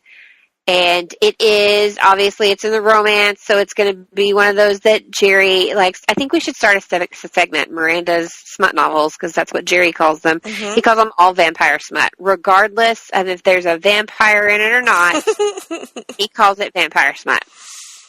So this is one of those, like, kind of, the cover was one of those, like, kitschy funny, so I was like, why not? And I want to say the author was recommended to me because of all the other stuff that I had read. Mm-hmm. But it's the literally, it says, like, when you look at it, you're trying to decide if it's Lee or Lay. It's Lee, like a female's name, Leigh, but there's so much laying that happens the first time I read it. Like, it's actually literal Lee, but literally Romance Diaries, a book collection. All right. By Melanie James. Okay. So there's something that totally didn't work for me this whole series, but the premise is Lee Epstein and her friends, they're single, they're 20-somethings, they're all school teachers, and they live relatively basic, normal lives in a suburb of Chicago. You know, I kind of get like all giddy about anything that's set either in the South, kind of where I'm familiar with because I grew up in those regions, or in Chicago because that's where Jerry's from and that's where all my like favorite sports teams and things like that come from. So they talk about Chicago and different areas of Chicago that I'm super familiar with. And they mentioned the Bears several times. So I was like, okay, this is for me. So she accidentally stumbles upon a magic writing desk and becomes a witch. Like, for real, straight up, like, has powers witch. And the writing desk, she's always wanted to be a romance. She's obsessed with romance novels. Like, the first whole couple of chapters of the first book, I was like, this is a little cheesy. Don't know if I'm going to complete this. But the sex scenes are very well written. Mm-hmm. kind of from like I don't know, just the way she describes them, you're like, that's pretty hot. So I stuck with it. But so she stumbles across this this writing desk, and as long as she's sitting at this desk, basically anything she writes comes true. And the reason she kind of found out is because she decided she was going to be, she's going to like stick it to the man because her favorite romance author pissed her off by killing her like she's waited forever for the next installment in this book, which everybody can relate to this no matter what genre you read. So she's waited and waited for this next installment to the book. She gets all settled in and all cozy, and she even makes a joke like she's got her bottle of wine, she started the bathwater, she's got her toy, she's like she's ready for this. Hot. And the author kills the character off, like boom, at the very beginning. Jeez. Like literally goes into a morning, and I'm dying laughing because like she goes to school, and then it's apparently like the part of Chicago she's in, it's like a very small area, like it's a smaller area because they're all broken down into different. But this girl is dumb. She's so fucking dumb. And part of me wants to be like, you're an effing school teacher. But the whole box set thing, it's books 1 through 5. She's got this writing desk. She accidentally finds out that anything because she buys the writing desk because she's decided, I'm going to stick it to you, and I'm going to write my own story, and it's going to be great. So she writes this story, and then she gets a call from her mother that's like, now, we don't want you to be alarmed, but Dad's been in the hospital. He's coming home now, and we didn't tell you while he was there because we didn't want you to freak out. Mm-hmm. And her mother goes into the story of why they were at the hospital and what happened. And apparently her mom and dad were kind of sort of starting to like, her mom and dad are very sexual, and they are open at several times with Lee about this. Their sexualness with each other. And that's why the dad's in the hospital. And as her mother's telling her, she's like, holy fuck. And I think she even says that like several times throughout the book where she's like, oh fuck. It's the story that she just wrote, trying to stick it to the man. Okay. What happened in the story is what happened to her parents, but if she words things, it's literal. So at one point she was like, they get hot. Uh-huh. Their bodies are burning up with just, like, they physically, like, another couple have to go and be admitted to the hospital because they literally feel like their bodies are on fire. Okay. So, learning the ropes of, like, how to make this work. And there's lots of sex. Well, there's lots of, like, really fucked up things happening along the way. People getting turned into cows and almost getting castrated. Different things like this. Do not listen to it with children present. Like, there were several times where I listened to it while I'm working because, I don't have to use my headset at work as much. Mm-hmm. I'm listening to it while working, and somebody would go to call me, and I'd start to answer the phone and be like, oh, shit. Turn it off, turn it off, turn it off. Oh, my gosh.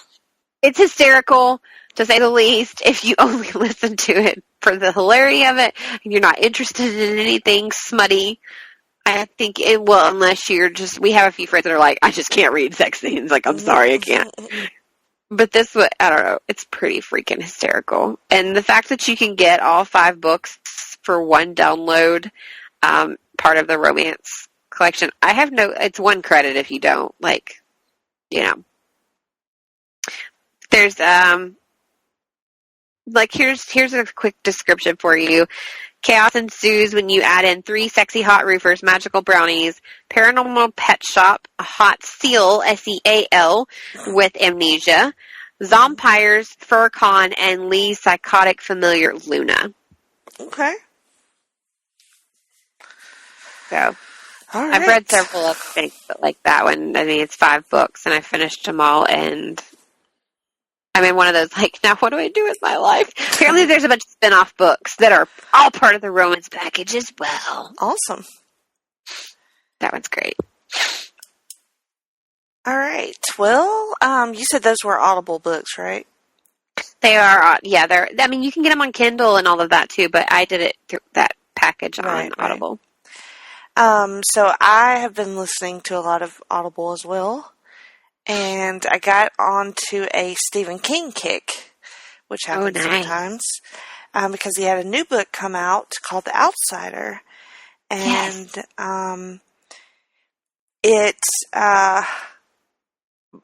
as it went on, I realized that there was a character from another one of his trilogies, which he does that quite a bit. I was going to say, he does that. Right.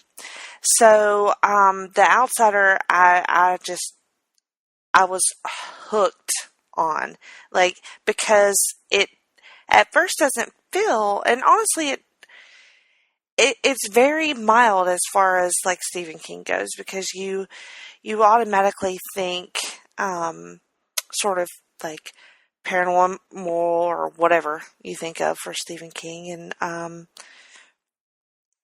don't know, would he be paranormal, science fiction, a little bit of both? It's not. It's kind of neither. It's kind of horror. Some of my favorite stuff of his feels more paranormal, but anyway, it has a different feel, especially in the beginning, because it is a child has been murdered, and in this little town, and the police are just convinced that they know who the killer is. They have, it gets very, it's very sort of, like true crime feeling in the beginning of the book. Because they, you follow it from the point of view of the police, and, they've got this case, and it's airtight. They have DNA. They have witnesses. They, their suspect is the coach, so he coaches little boys, and so there's some, he has plenty of means, to be a sexual predator. And so they're just so convinced that they have, and I'm not going to spoil anything, but that they have this wrapped up, that they don't question him beforehand. They don't they don't research him at all to like find out if he has an alibi or anything. They arrest him at a game publicly. They make a huge deal out of it, and everybody in the community knows that the little boy's been murdered, and so it's not long before they put two and two together, and he, is just flabbergasted. He's like, look, I did not do this. There's no way. He provides evidence of his whereabouts.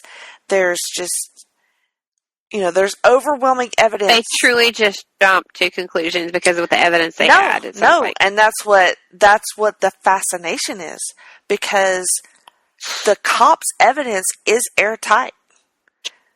Their witnesses are airtight, but so is the suspect's. His alibi is airtight. He has video proof of where he was at the time of the murder. There's no possible way that these two scenarios exist, but they do. And that is the hook of the book for me, because I was just like, what in the actual fuck is happening? Like, I was... Now my brain is coming up with all kinds of theories, and I haven't even read this yet. Right, and I'm not going to go any further than that, because I don't want to spoil it. But it does a Stephen King thing, but it's different. It's not completely what you would expect of Stephen King. Did he write this one completely by himself? Yes. Okay. Because he has written with his son and before. Okay. But this one's his. And the narration is absolutely fucking phenomenal. It was another thing that hooked me. The narrator is named Will Patton, and he is just... That's familiar. Just, oh my God, it was amazing. Just mesmerizing. There's no other word for it. So... Is it the actor Will Patton? I I don't know. I'm not for sure. I'm going to Google Foo. Do it. So then when I finished The Outsider, and by the time I realized that I knew one of these characters, I was like, oh, I know where I knew her from. She's from Mr. Mercedes, which I had read hard copy years ago. I haven't finished all of that, but I have too read part of it. I read the first half of it. And I didn't realize that Mr. Mercedes was book 1 in a trilogy of books. Mm-hmm. So then when I looked... That was a show. Yes, I know. I need to watch it.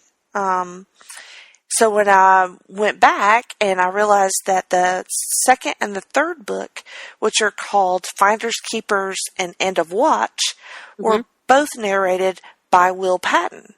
I was like, okay, because I love the character that is in The Outsider. She's just such a magnetic character for me. I was like, okay, I have to go back and I have to read Finders, Keepers, and End of Watch. So I did both of those. I just marathoned them. Just amazing books, especially if you loved Mr. Mercedes and you loved the main character. And he's narrated a lot, by the way. And the villain of Mr. Mercedes comes back in the third book, in a way. And it's very Stephen King-y throughout that. The middle book is sort of different, but also with extremely engaging characters. And it's hard to describe these books because I don't want to give away any of Mr. Mercedes. It's a good series. I said, I only read the first half of the first book. And I want to say I borrowed it as the reason why I didn't finish, but I remember it being really, really good. I cannot recommend them enough, especially if you're a King fan, and especially if you love extremely well done narration in an audiobook. It's just I spent weeks listening to these, and I would turn around and do it again tomorrow. It's just how much I loved it. So good. And I think the other thing I will talk about at another date because I'm not done with it yet. Okay. And he is the actor I thought he was, by the way. What has he been in? Oh my gosh, a ton of stuff. The most recent, he was in a TV series called Shots Fired. He was the sheriff in that. Aired in 2017. He was in The Good Wife, Falling Skies. I'll have to Let's see, he was on 24. All right. So, I think that leads us to downloads. And this one is, I don't want to say a cheat, but maybe a little bit of a plug for our friends and our feed. And it is called Marvel Age. It is with the Sarcastic Four, our buddies, Luke Duke, Russell Sellers, Todd Weber, and Tim Capel. And they were going through chronologically from the beginning Marvel history. So, not reading every issue of every book, but they have a reading list compiled, and they are kind of hitting the high points, following stories. And so that includes Fantastic Four, Spider-Man, the X-Men, I think there's some Hulk in there, and they will add titles, as they go along. But it's a super awesome podcast and very informative, especially impressive, giving, I know, the silliness of these individuals, and they will stay as fairly on topic as they can on this show. They cut down a lot of their fuck shit junk to talk comics, and it's impressive. It gives me a new appreciation for their expertise and their knowledge. So check out Marvel Age if that is something that you're interested in, because those dudes know their shit and they're fun to listen to. It's also impressive because when you start putting more than 2 people and a guest, or 2 people in general on a podcast, that can be like a whole clusterfuck of sorts in its own. Mm-hmm. And, to think that they're all on here and sufficiently giving you a good show with that many people is pretty impressive in itself. Even besides the content, the mounds of information that they all have combined, but it's a pretty impressive thought overall, just to say, there's that many people on one podcast and it flows well and it works well, with amazing information at the same time. Right. I think Nick does a very good job at being a host of that show and trying to make sure that everybody gets their shit in. You know what I mean? Like, everybody gets a chance to talk, and nobody is really, it's hard not to step over someone or talk over, you're not trying to like talk over them, but it's hard not for that to happen. It happens naturally. Jenny and I do it because you have a thought and you want to get that thought out right then, but maybe the other person you didn't realize is not done with their thought. And I feel like the episodes that I have been able to listen to, I haven't listened to all of them yet, but the ones that I have, they're really good at making that work.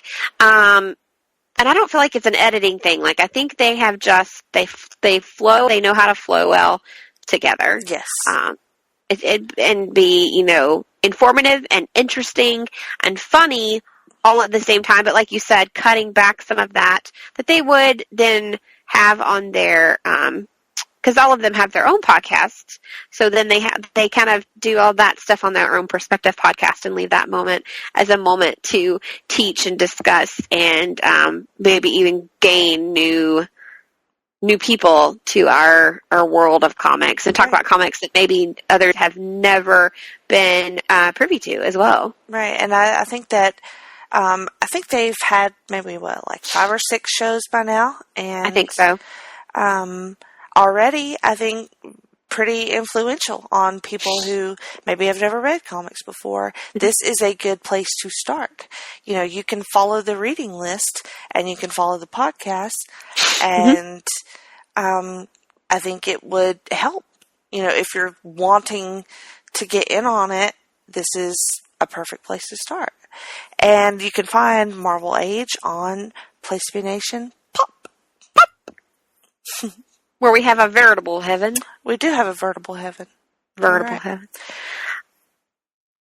What you got for downloads? So you also know that it's another self promotion of the Place to Be Nation Pop.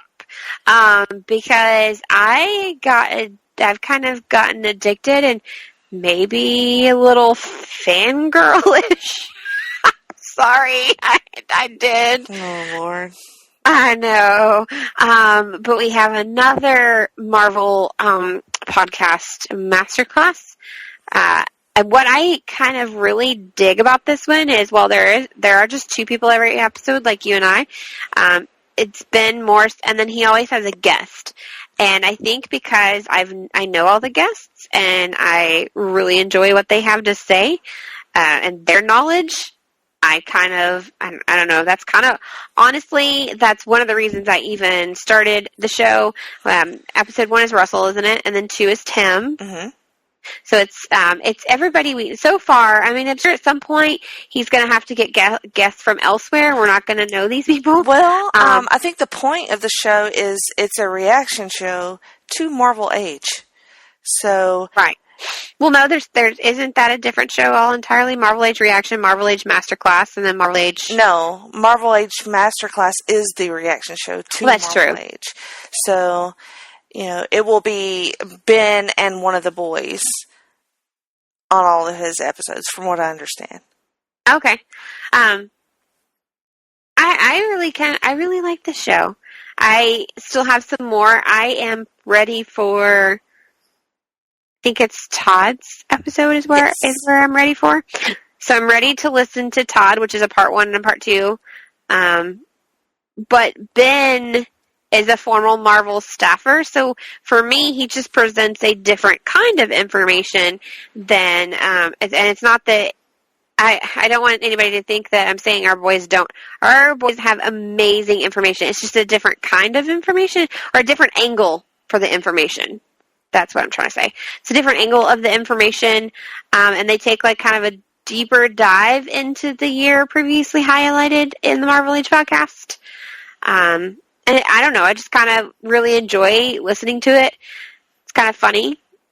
I don't remember. Russell said something really funny in the first episode that kind of just caught me. Like, I don't remember what it was. There was something that I really enjoyed about that. And overall, it's a quick listen, if I remember correctly. It's not as long as some of the rest of us tend to be. Mm-hmm. I don't know. I really kind of like having something new added to the feed as well. So I just randomly found it, I think, right after Tim's episode was uploaded. Mm-hmm. And of course, Tim's funny too. Yes, he is. I adore Tim. I do adore. We both adore Tim. But Marvel, I adore DC, but I really have a huge love for Marvel. So when I found out they were doing both of these shows, it was just really kind of cool. And some of these are obviously things that I know about. I don't, because the year time frames that they're looking at. Clearly, I was not reading comics yet. So I don't know. It's kind of cool to go back and take a look at some that I have never even really read myself. Even not just because I wasn't alive then, but because I just never did. I just never read them. Well, and I think a huge component of this is being able to subscribe to Marvel Unlimited and having access to all of these issues. That is pretty fantastic. It's amazing, and that is quite the subscription service that I hope DC follows along with when theirs starts. Well, to be honest, looking at the age of the things the content they're currently covering, the chances of you finding that book, unless it's a funny reprint that because it just did really well, they were like, hey, let's reprint this now. But the chances of you finding any of these runs or any of these books at all, and if you did find them, then not costing you like a car payment to get one, it is pretty awesome that you can do that through the Marvel Unlimited. I don't normally, and we talked about this earlier tonight, just you and I don't normally prefer to read comics in digital format. Mm-hmm. I don't know why, but I need that volume, which I have decided I prefer volumes instead of single issues. Mm-hmm. I don't know why, and I prefer that volume in my hand to on my iPad or my phone or whatever.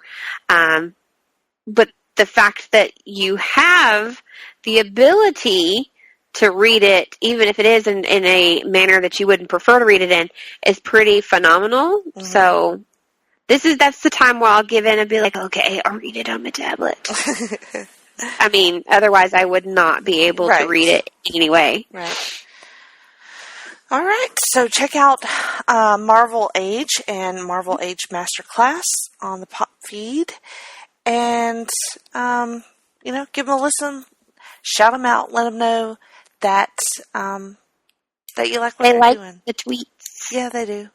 They like the tweets. So we're going to take a break, and then when we come back, we will be talking about a book. A book featuring the Batman. The Batman. All right, stick around for that. Promotional consideration paid for by the following. Hey, pro wrestling announcer Kevin Kelly here. I want to make sure you are all subscribed to all the great feeds here at Place to Be Nation. It's really easy to do. Just head to iTunes or your preferred podcatcher app today and search and subscribe to the Place to Be Nation wrestling feed, which of course includes the full archives of the Kevin Kelly Show, the Place to Be Nation pod feed, and the Pro Wrestling Only feed. Subscribe, listen, and then rate us and leave feedback today. And be sure to give Justin your true thoughts. I mean, don't hold back. After all, he is kind of a jerk. Just listen to Scott.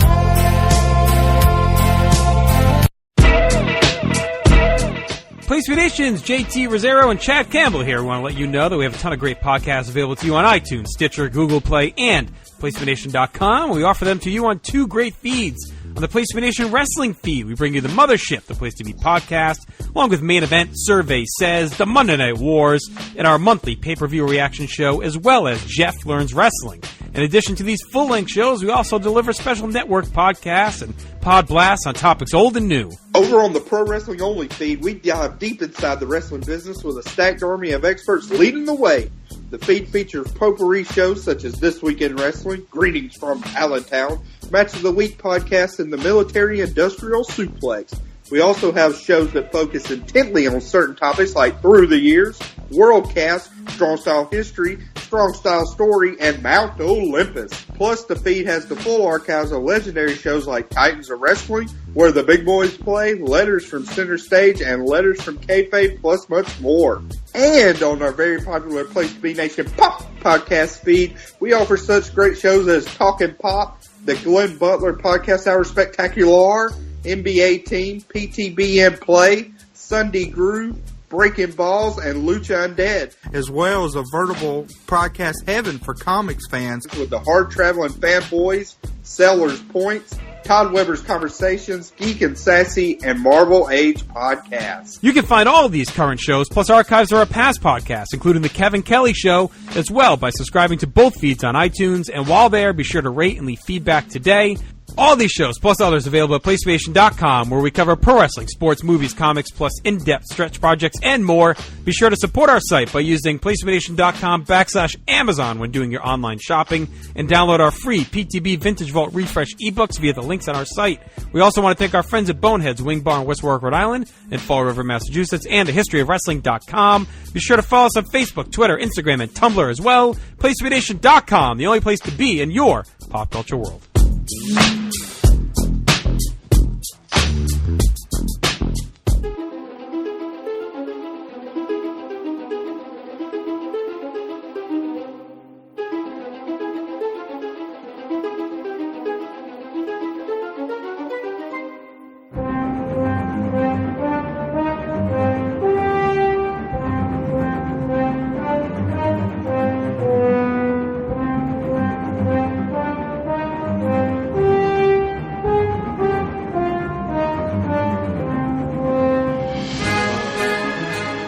Welcome back to Geek and Sassy.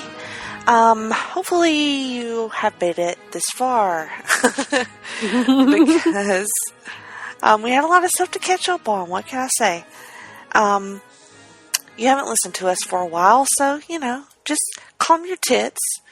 We won't be as long on the second half, okay? Hopefully. We'll see. Calm your tits just made me think of a really bad joke. Tell me. Well, somebody was talking this week, and they were like, why do we call it boob sweat? Why don't we call it humidititties? That's not a bad joke. Really funny. It's bad as in like, well, it's bad as in like, it's straight up a dad joke. But when you said calm your tits, I was like, humidititties. Speaking of funny ass words. Okay, so, earlier we were talking about our kids. Well, last night, I was watching wrestling, and Ethan will come in there sometimes and watch it with me, and he hates it. And so he will, go on these diatribes about it. So I recorded a little diatribe. It was funny. Oh my god, it was so funny. And so, whenever I laugh at his stuff or give him encouragement, he eats it up, right? And then he takes it too far. So it's he loves the feedback of people thinking that he's funny, and then he'll just try to build on his jokes, and then he gets sort of manic about it or whatever.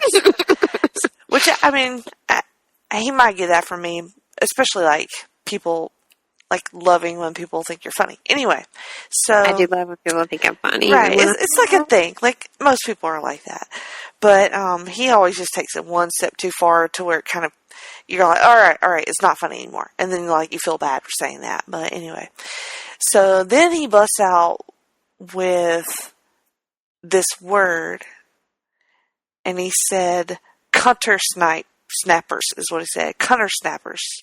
And I said, "What did you say?" And then he like looks at me, "Cunter snappers." I'm like, "Are you saying cunt or snappers?" And he's like, "Yeah." I'm like, "Where did you hear that?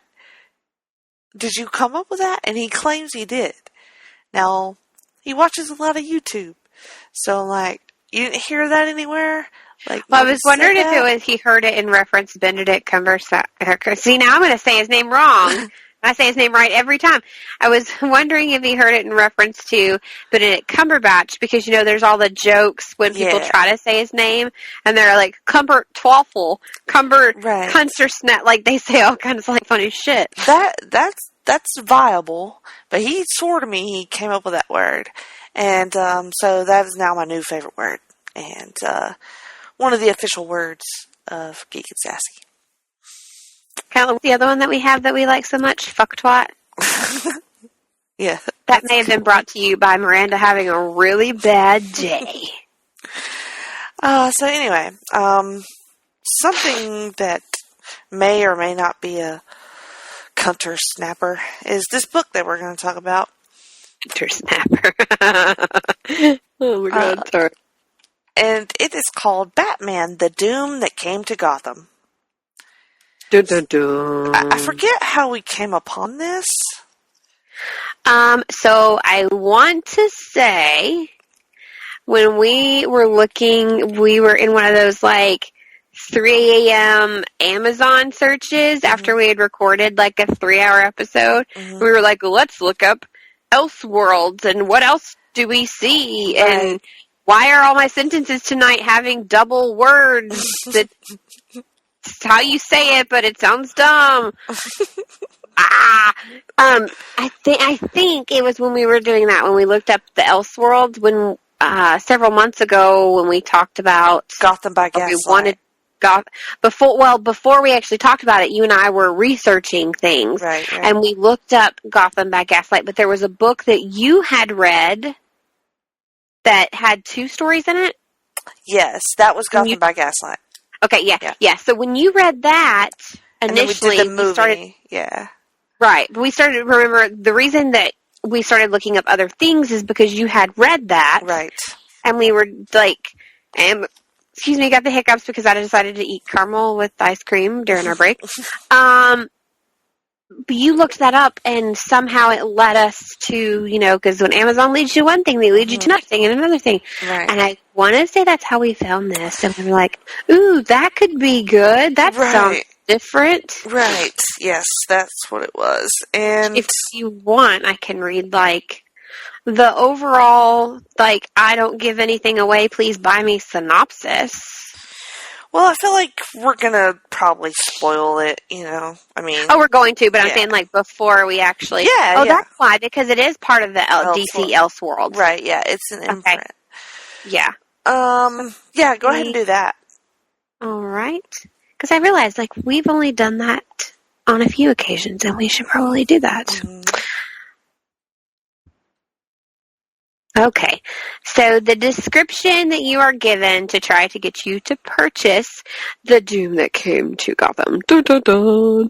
An unholy union of a comic book icon and pure Lovecraftian horror is unleashed by writers Mike Mignola, acclaimed creator of Hellboy, Richard Pace, and artist Troy Nixie. Troy Nixie is known for Harley Quinn. And this is in this terrifying reimagining of the greatest heroes and villains in the Batman mythos. So it is Gotham City, 1928. 20 years have passed since Madman slew the parents of young Bruce Wayne, heir to one of the city's oldest fortunes. 20 years since he fled the carnage of Gotham. But now Bruce Wayne has returned, and hell has followed. Apparently I can't do these.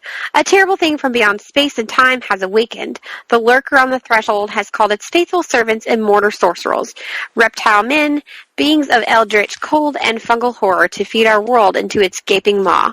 If Batman hopes to end the horror, how terrible must Bruce Wayne become? So, and this is collections. So Batman, the Doom That Came to Gotham is in this volume. It's going to be 1 through 3. All 3 collections. Right. So, based on that description, we were like, that's cool. Yeah. Oh, I think it was pure Lovecraftian horrors unleashed, and we were like, woo woo. Yeah, I know you're a big Lovecraftian fan, Yes. and I'm fond of it, but not as familiar with it. The writers are good writers. Right. So. Yeah. And then I like the Elseworlds as just like a concept, reimagining. Love. So not to like bury the lead or anything, but I did not enjoy this book very much. I did not. I think my comment to you is, I've read this book twice now, and I still don't know what the hell I'm talking about. Yeah. So, But I think that's part of it. Like, yeah.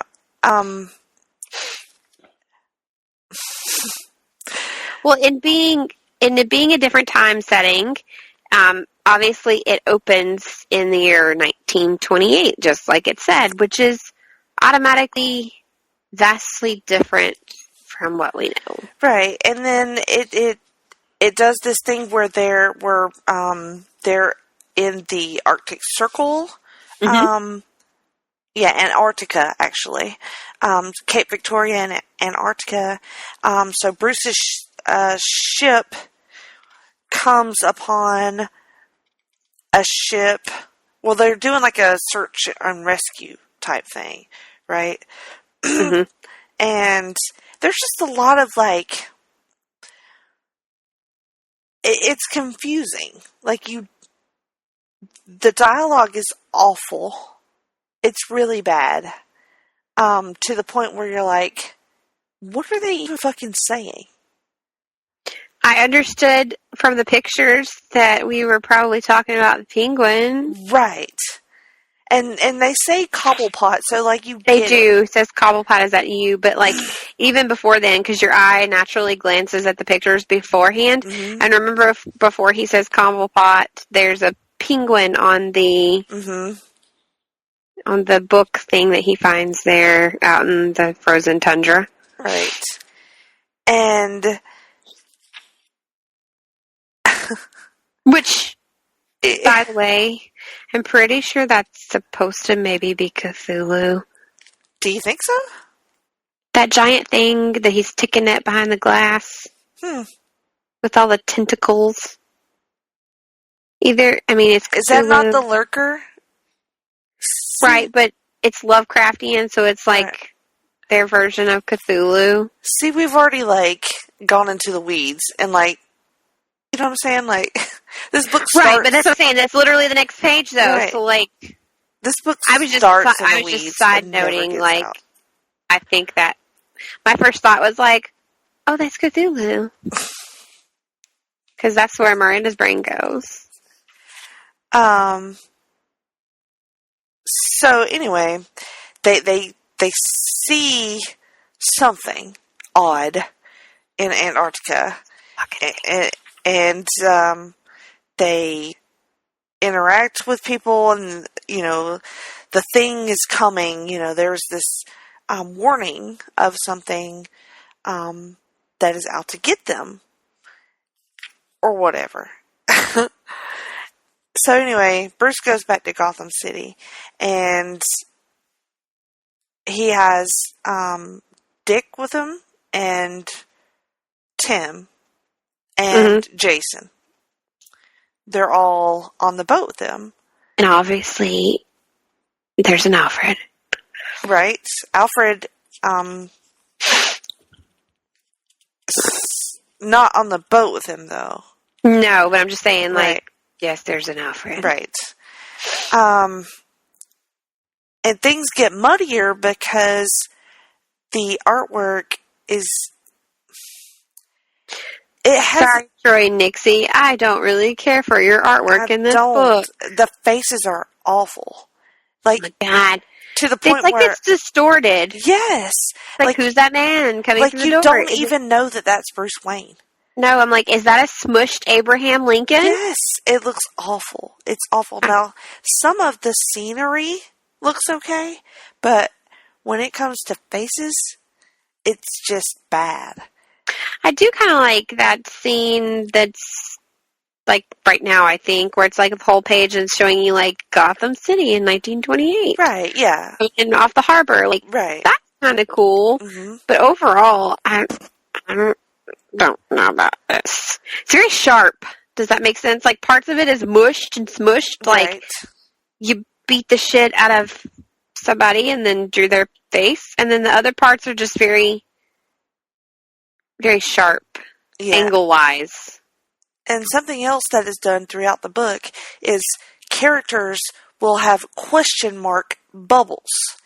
Like, I don't like question mark bubbles. Like it's even in the scene where his parents are being murdered, both of his parents have question mark bubbles. I just figured out what their faces look like further into the book. What? Like those weird, creepy...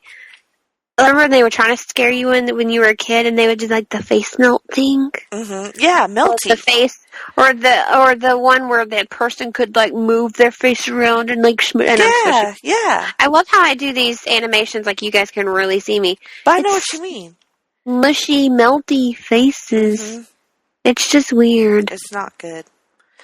When was this written? A lot of the like I said, the dialogue is just.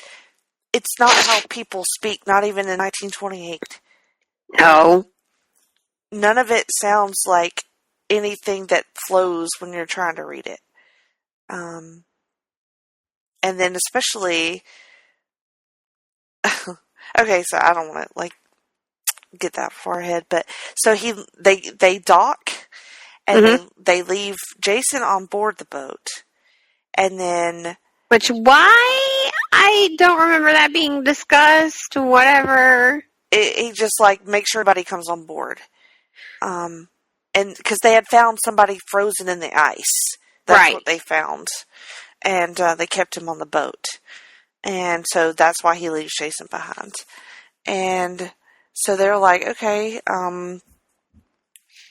they're gonna go back to Wayne Manor, and they find...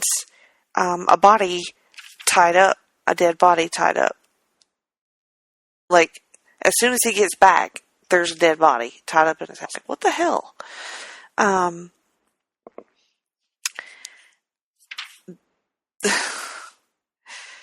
trying to make sense of this because...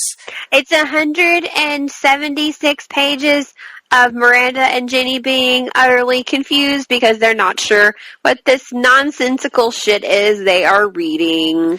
That is a very concise, accurate review of this book and my experience reading this book. Like, I'm trying to, like, flesh it out, but it's hard to like, that dead body looks like drunk Bill Murray. It does.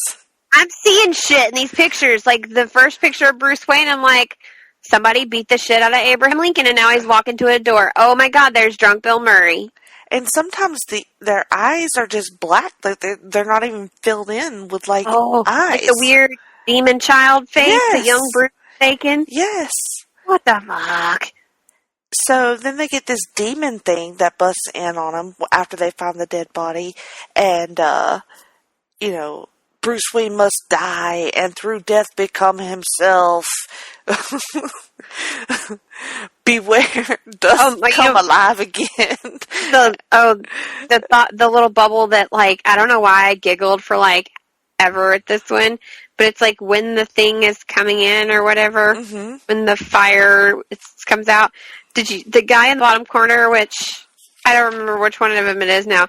It says, jumped up chimney. Jumped up chimney. Jumped up chimney. And I'm Nobody says any of this crap. I'm going to Google. Remember that word that we looked up in the Gotham of Gaslight that we were like, cock robins. Cock robins, that's right. Another official word of Geek and Sassy. jumped up. We're going to see if jumped up Jimny actually means anything. No, it keeps trying. Google is like showing results for jumped up Jimmy. No.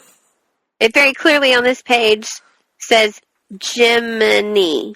And so they had this visit from this demon thing, and then just very nonchalantly, Alfred's like, "Hey, guess what? Oliver Queen, you a dinner invitation. Is that cool? Like, you just saw a devil, but in a dead body. There's a dead body in your house, Right. And there's this weird demon that just whooshed in, and you Right. made up some random, ridiculous, never been said before phrase because you were so terrified by this. Hey, you want to have dinner with Oliver Queen? Cool, put you down for 7. He's like, I'll go. I'll take Dick and Tim with me. So find them something to wear. Like, what the fuck? Is this really the best time to be socializing? But sure. So they go see Oliver Queen. I will say I do like Oliver somewhat in this because he seems like a adventurer type person. Like he's a hunter. Right. He has which for the time would make sense because Yeah, that makes was sense. like in the 20s. If you had money, you hunted, and as much as people are going to be like, I can't believe that, but like if you had money in the 20s. You went on excursions and you hunted rhinoceroses. That's how you showed you had money. right. That was like your status quo was to like, oh, what do you mean you don't have a rhinoceros in your house? I do. Guess you don't have money. Like there's literally a rhino in this panel, and There there's is. a moose on the wall, and A there's moose a leopard and a bear. man on the yeah, floor. there's several heads of things that cannot be made out because once again, The art sucks. he does not excel in this faces. There's also a gorilla, Yes. which is he alive? The way he's posed, it looks like he's a seductive gorilla. You know, he looks like he's trying to come onto me. That or like I can't tell because once again faces. That or he's turned around like, what you talking about, Willis? That too.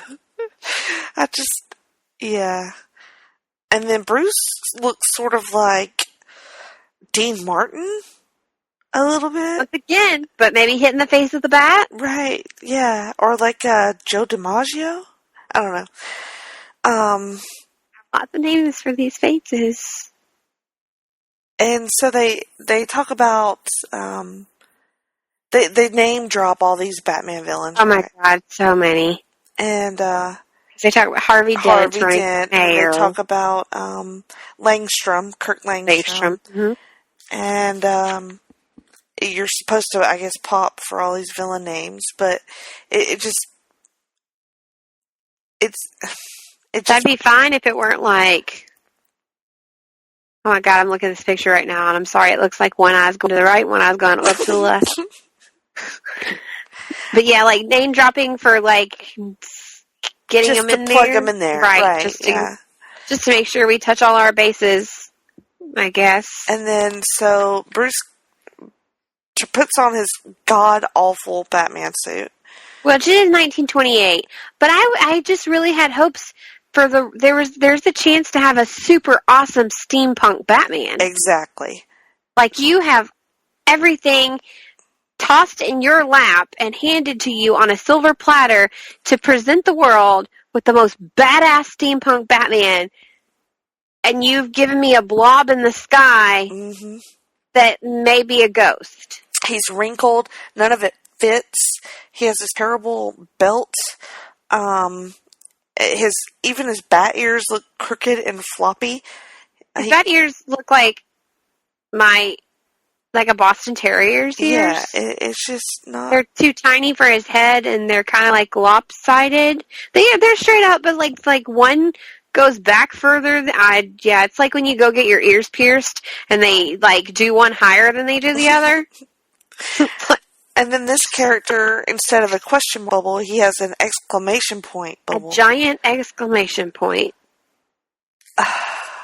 You know, I will say what I did like about this book, because it's cheesy and I love this. So when they're doing things and it's like, poof, wham, bow, whap.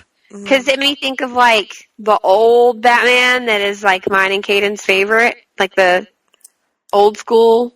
Like Batman 66? Yeah, or like on the TV, the original Adam West Batman. Right. Yeah, so I did like that little homage there, where it's like, poof, wow, because I heard these sounds in my head that would happen when they said that. Yeah. I liked that. So he goes to Lang. I'm trying to like give some basis of story, although it just falls apart. Yeah, whose house is he in again? Langstrom's house, because that was who was dead at his That's place. right. Which I don't remember how he got there. Was that in the conversation with Ollie that's how he just I think that's discovered right. Yeah. that it was Langstrom that was dead, or maybe he already knew that was Langstrom when he saw him. I don't know. And then this mysterious woman shows up, and she's talking about a book, and it's called The Testament of Ghoul. And you're like, okay, I wonder who that's supposed to be talking about. I have no clue. Mm-hmm. And then you see Batman on top of a telephone pole, like intercepting calls, apparently. Which, those telephone poles, or those poles in general, pretty sure that's not what they looked like in 1928. But, okay. I guess that's like the version of surveillance that you can do in 1928. Well, yeah, you could. That's why they say wiretap now, because you could literally physically tap into a wire, and you could hear. It's kind of like when we first remember when we first had cordless phones in your house, and I know for us, especially having the scanner, the CB radios, and all that, because my dad was a police officer, you could sometimes pick up other people's phone calls or like the stuff that was supposed to be coming across the scanner. Mm-hmm. So it's kind of like that, where you could physically hear someone's conversation because you accidentally were like tapped into their line. Yeah. So I get it. Like, I get that, but still I was like, okay. And are those supposed to be like I guess he's got like early version night goggles? Yeah, I guess. Which, look, okay. Yeah. I mean, that looks vaguely steampunkish. True. But, I don't know. But, yeah, he has some sort of comm system. Because Dick's wearing like something on his wrist, and Batman's voice is coming out of it. So he's ahead of his time. That's weird. So this lady shows up, and she wants the book. Batman busts in, and she's just like nonplussed. She's like, whatever, taking this book. And then another fire demon shows up. Which is odd, but okay. Yeah.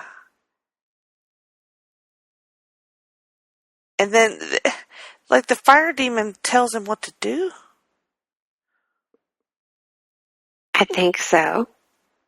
Bruce Wayne, be gone from here. Recover the book if you can. When all is done, if you live, you may see me again in all my glory.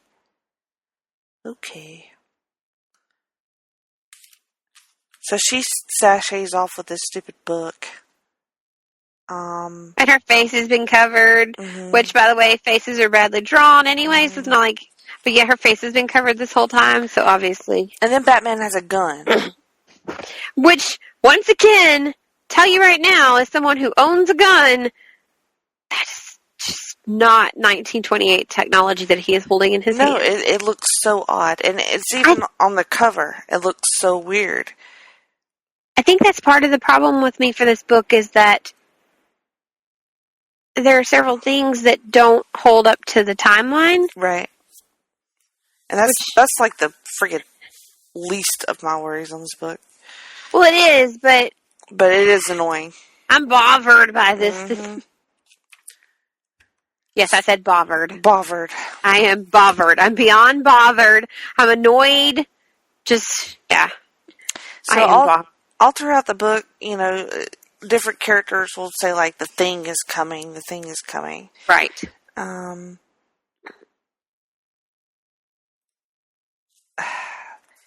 do this thing where they flash back to the boat.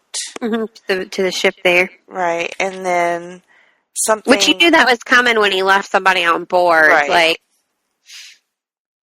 and then Jason seems aware of something that is not happening. mm-hmm. That is not going well. And he ends up dead. Which was weird, because it was like, here, you stay on the boat, and then we're going to wait, I don't know how many pages, and we're going to come back to the boat. You're going to be super aware of what's happening, and you're dead. Right. I'm making funny faces over here, guys. Right. And it didn't really show him die. He was like frozen to death, wasn't he? Yeah. I guess. So they find him dead. Batman doesn't seem broken up about it at all. And then here comes, you guessed it, folks, because he's frozen. So, who's it gotta be? Who is it? Oh, it's Mr. Freeze. I know, I was like, really? Didn't see that coming. I mean, like, this is just awful. Too much tried to be crammed in this book so far. But it wasn't, like, adequately. And we didn't talk about it. Like, I didn't know how you felt about it. And as I'm reading it, I'm just struggling. And I'm like, I picked up my phone to text you like 800 times, like, can we just do something else? Then I was like, well, no.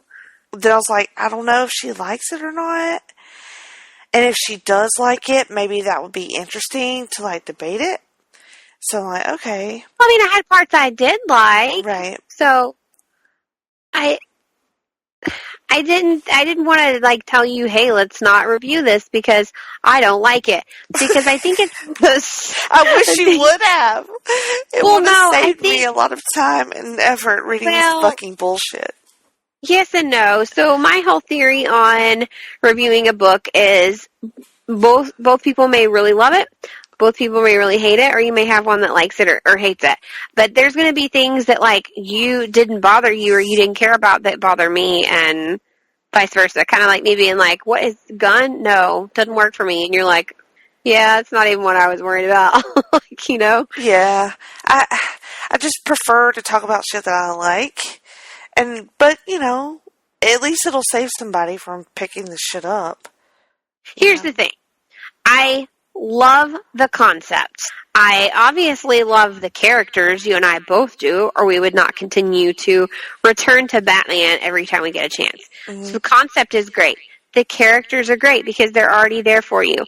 But the character concept, which I may get argued with this character concept in this book is not your traditional character concept, I guess. No, like, it's a different... The character... The words are just... The eloquent words are just eluding me. Well, they try to take a Lovecraftian... frankly, from what I read, a shitty idea to begin with this lurker on the threshold idea.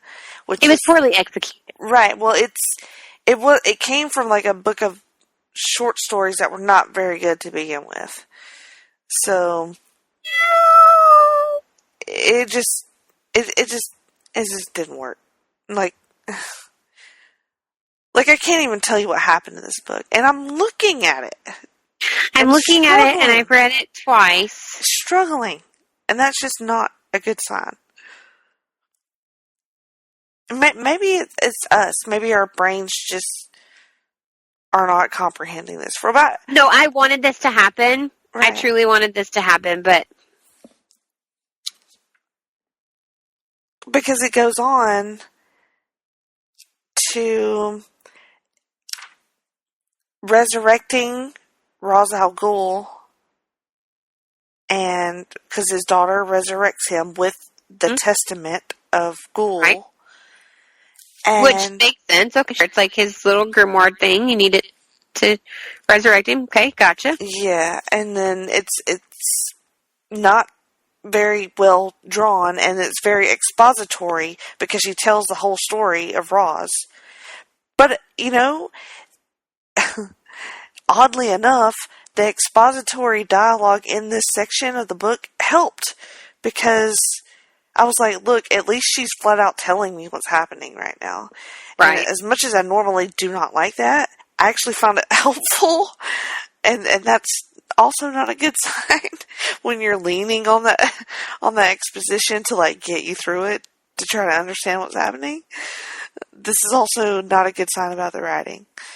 So once you're like, you toss in like a whole nother secret society in there. yes. Okay, sure. Which does like the back half of it. And I just keep, okay, I will say, okay, I do have one, praise of the book. And that is towards the end when we meet Two-Face. He has been, subjected to poison ivy, and half of his body grows into this grotesque, like plant, fucking gross looking creature. I don't even know. It almost is like it has a bunch of more eyeballs. I don't think those are eyeballs, but that's kind of what I was like. Like, it's super It's gross. like growths. Yeah, it is Lovecraftian in nature. And, and it looks like it supposed to be. and sorry, that page, like, because he wasn't good at faces, that was a good whole page, drawing wise. Mm-hmm. It worked. Yeah, all of the Two-Face stuff I did, like, because it looked legit creepy, and then, like, eventually, his, like, that creepy part of his body forms, like, this doorway that Bruce has to go into to fight the guy at the end. It looks super creepy. Like, this was the best art to me, of everything. And, just the thought of, like, him having to walk into this thing that has grown out of Harvey. So weird. It's pretty gross. But I was like, okay, I see that. I like that. I do like that, because that works. Like, if you're thinking kind of horror, that works. Like, he just had these disgusting growths that, if it were on TV, I'd probably be like, yeah, I don't want to look at that. Like, I think I'm done. Yeah, and then you gotta walk into it, because it's a portal. Mm-hmm. Like, yeah, that's pretty good. But that's done. But then when you get in there, it's just more of the same, like, summoning of things and demons that you don't understand why. And then earlier, Ollie had these magic arrows, like from Saint Sebastian. So that was the only weapon that could kill whatever was happening. Okay. Okay. Yeah, that was just random. It's like, hey, and by the way, I have these arrows, and they're the only things that can kill him. And you're like, okay. Yeah. Kind of yeah. weird. Silver bullet gimmick, I guess.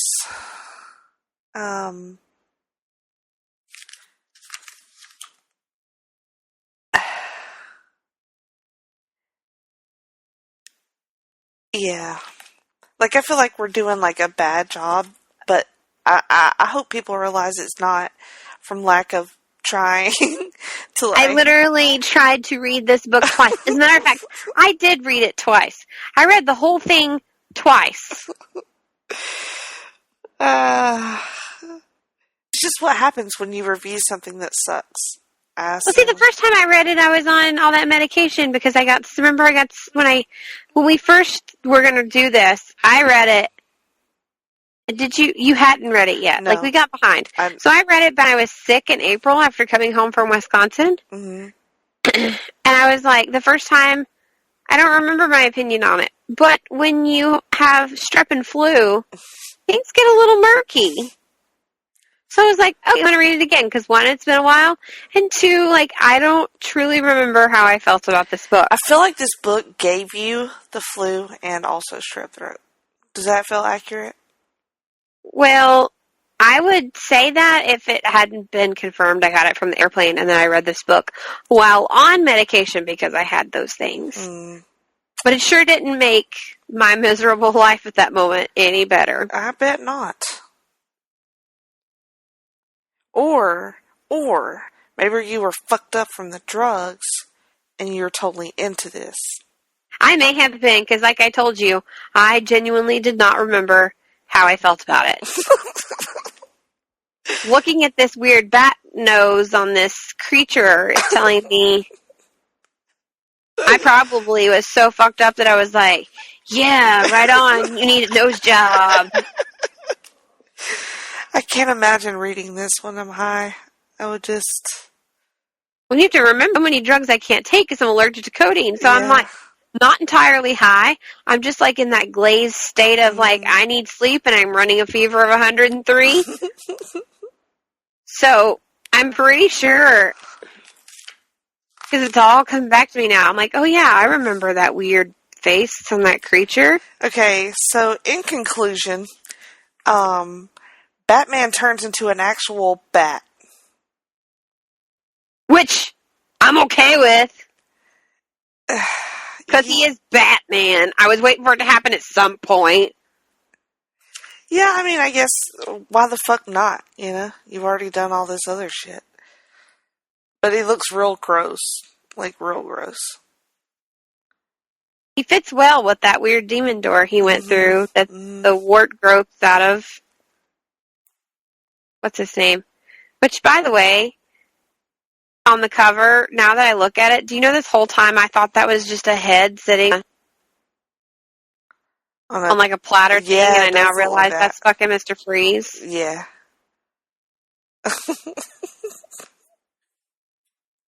Interesting. I was like, man, I dig this cover because it's all kinds of weird. Like, there's, like, tentacles, because everything Lovecraft has something that has tentacles, and penguins, and there's a head on a platter. Dear Lord, it's not a head on a platter. Oh, fuck, something's wrong with me. Maybe that's why I always thought it was a head on a platter. It was the drugs. Might have been. It does look like that, though. Although, you know, the bat noses, like, weird me out, but really, bat noses are super weird. Mm-hmm. That is true. They're, like, really fucking weird. It's like Voldemort's nose. Or lack That's of. what I know, that's what I kept thinking of when I saw that. I was like, oh, okay. And then when Bruce as a literal Batman comes back out of that portal, there's just this, like, melted version of, because everything's been on fire, melted version of Harvey, and it's just this grotesque panel, and it says, "Is everything all right now, Bruce?" And I will say, yeah, that panel is pretty fucking awesome. Yeah. Like, if you'd had more of that throughout the book, I'd probably really liked this. Yeah. Like, I'm not against, like, something looking gross. Like, I actually like it, but you just have to do it well. Well, no, I agree. But if there'd been more of that, which I don't know what that says about me. But anyway, like that panel and then the one with all his growths and stuff, they were done better than others. Right. Oliver's face is probably the best done face. Oliver's face is the best done face. It still is not great. Not great, no. It's like, I don't know what it's like. Let me get to an Ollie face here. It looks like Oliver, you know what I mean? Like, right, you can yeah, look at that you face can and you tell. can tell that they intend that to be, Mhm. like, since you know Oliver Queen is in this book, if you look at that, you're like, oh, that is definitely Oliver Queen. But you look at the rest of these and you're like, is You have that no Batman? idea. Yeah. Alfred? Is it drunk Bill Murray? Is it Abraham Lincoln smashed with a bat? I don't know. And I get that they're Elseworlds, but still, you should still be sort of able to recognize. That. Well, I mean, I'll tell you one of the other At the very least, Bruce. is I guess it's supposed to be Ra's al Ghul. Yes. Yeah, his face when he's like almost foaming at the mouth, like he's got some sort of weird disease. Mhm. That, I mean, I can legitimately tell, like, hey, that's a really pissed off face. But like the daughter is it Talia or is it? Yeah, it's got to be. I don't remember them ever saying her name, but I'm going to assume it's Talia because. But she doesn't look like anything that I would relate to. Her to face Talia. is covered half the time again. Yeah, she looks. Yeah. She looks like some sort of movie star from the 1940s. I could see that. All right. You want to wrap this up, or do we have more shit to pile on it?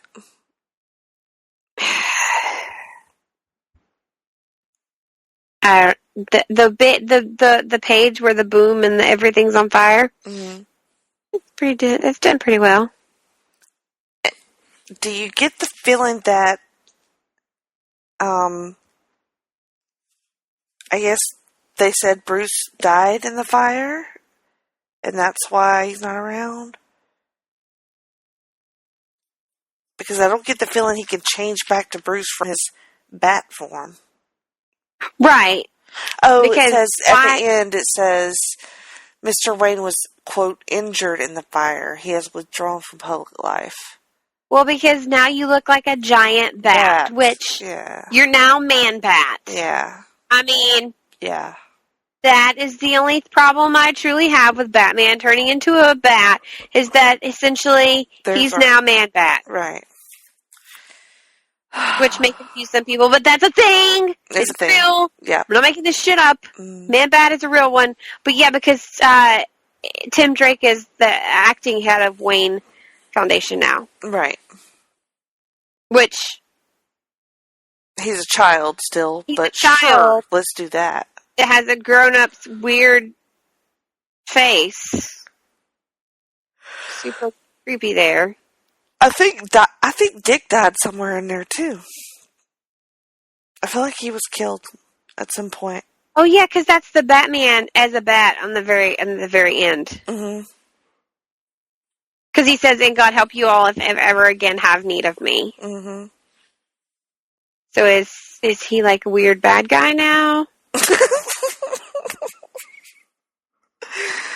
Oh my god, what a shitty book. Okay, do not... I feel like this book had so much potential. You could have totally made an amazing story. I get that you're saying it's a short story you didn't care super much for, but it still had an amazing potential that was not executed well at all.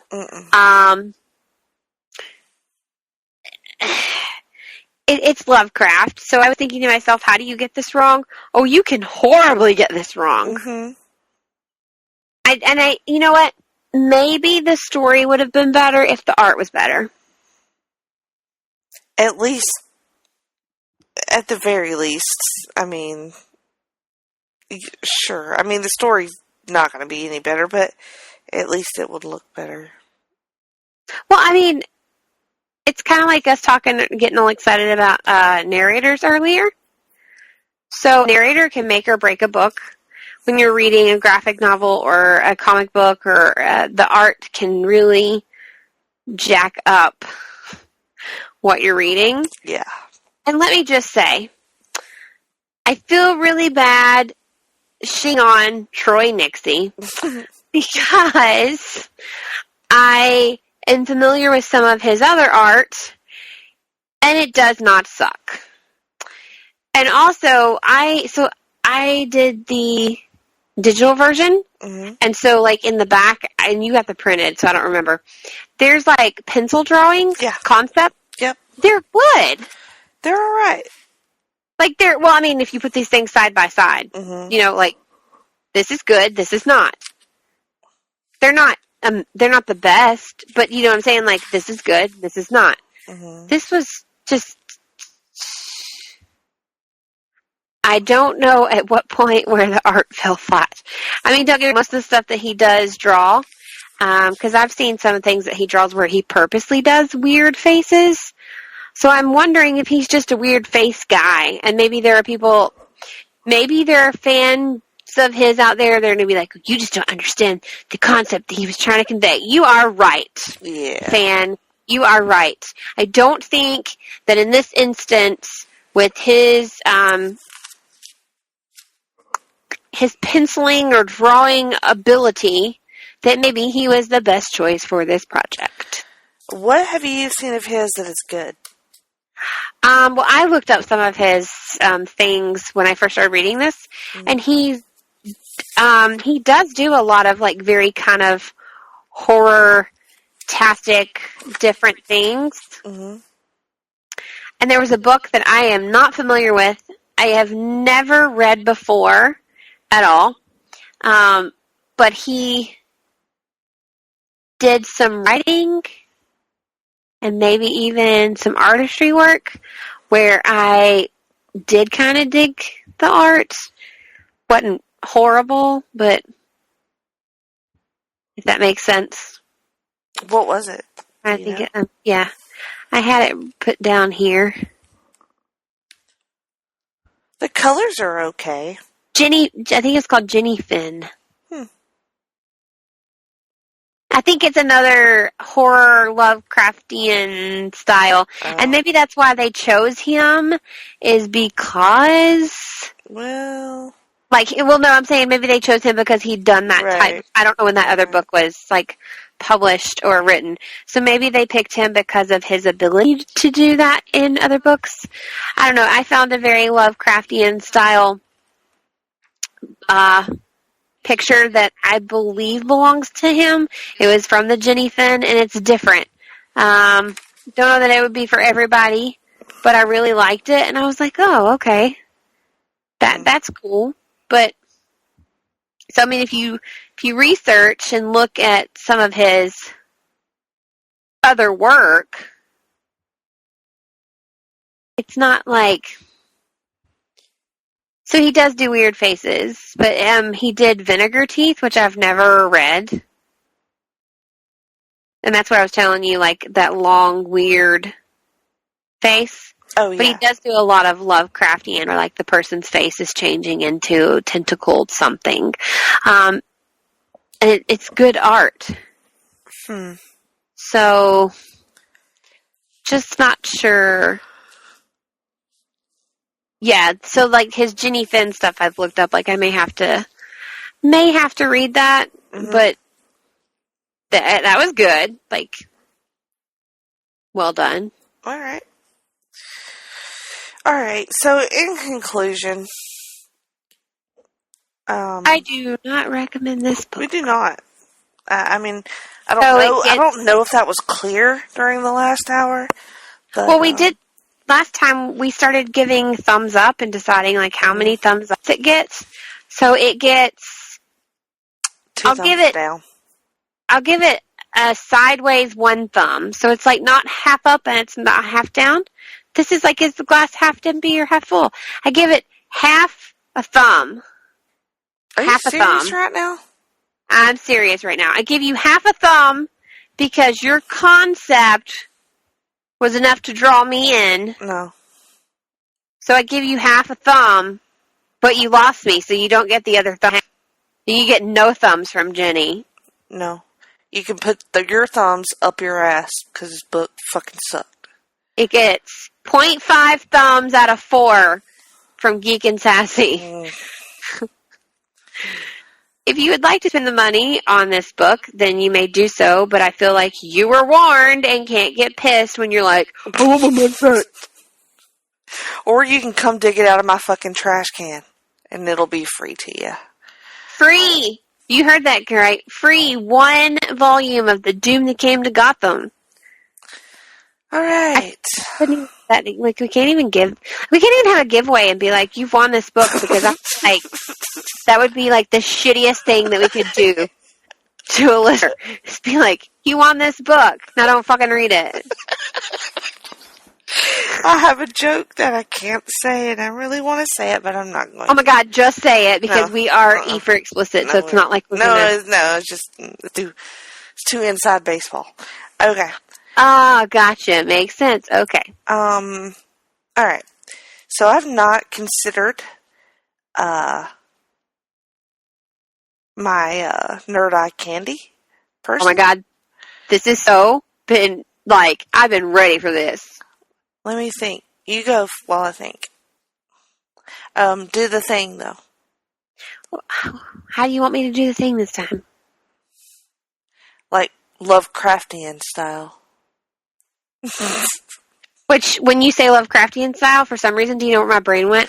Remember when PBS on Saturday nights, or before they had, like, Sherlock and things like that, and the Masterpiece? Mm-hmm. And he would sit in his chair and be like, welcome to Masterpiece Theater. Yeah. Do it like that. That's how I feel when describing Lovecraftian stuff. So, welcome to Nerd Eye Candy of the Moment. Nice. That made me feel better. Thank you. Because I was pretty pissed. Welcome to Nerd Eye Candy of the Moment. We can talk about every shit. Sounds like NPR. I love NPR. I could be on NPR. The problem is I say fuck too much, and I talk really loudly. This is really hard for me to do right now. You would never make it on NPR. No, because they would be like, today on NPR, my name is Miranda Berthold, and I'm here to... Stop it! I can't even do it! I'm here to interview Jenny Smith. Jenny, welcome. Welcome. How are you? And then you'd look at me and I'd be like, fuck! Wait, do it again. I'll try. Okay, hold on. Okay, it's okay. You don't have to. I can't be NPR. We just can't. We're too silly. I can try. Oh god, it's great. But I feel like I need the microphone like all the way in my mouth. You watch when they do the live recordings of those?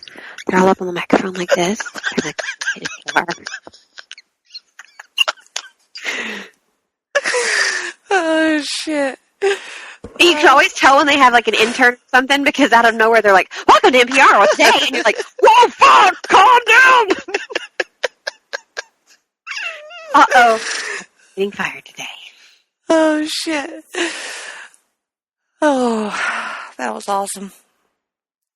I have to start interjecting NPR segments. Thank you for that, Miranda. I needed that laugh. Thank you. I'm here all night, folks. Mm-hmm. Well, no, only until about 1 a.m. Because I'm old. After that, you can go fuck yourself. With your half a thumb. No, with all your thumbs. Well, no, never mind. That's going to sound real. My brain just went.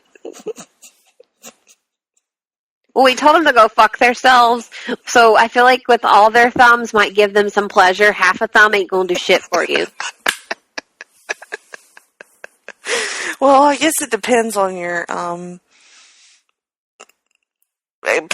prior experiences. Like, if it's your first time with a thumb, then half a thumb might be adequate. But if you've done thumbs before, then it's probably not going to do much for you. Like, you should work your way up to, like...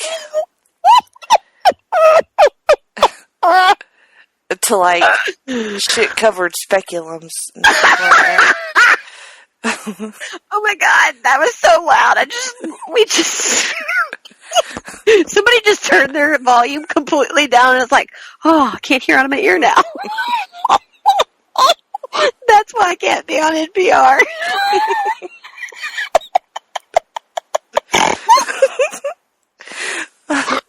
We have totally just what we can't There was a go. train on We track can't A go and there was this a train on long. track B. And we went over to D and started dancing in the field. We can't go this long again without podcasting because it's just like, we forget. Like we have to stay on some sort of schedule from now on. It doesn't work otherwise. Okay, so that means I'm not allowed to get sick anymore. No, we can't go anywhere. We can't get sick. We can't Where? move. We can't have kids in the hospital or Right. fucking birthdays. Just fuck all Your that. dog can't vomit and shit all over the floor. Podcasting is all that fucking matters anymore, okay? Just put the rest I'm going of to your start shit hashtagging, on. like, every time I post something on Instagram, I'm going to start being like, podcast for life. But I just did it, like, in game symbols, like, for life. Because this is what happens when we don't stay focused. Train has been derailed, folks. Oh my God. Jesus. Okay. So, welcome to Nerd I Can't Eat a Moment, where we pick a topical, either in pop culture, random world, whatever meets our jollies for that week.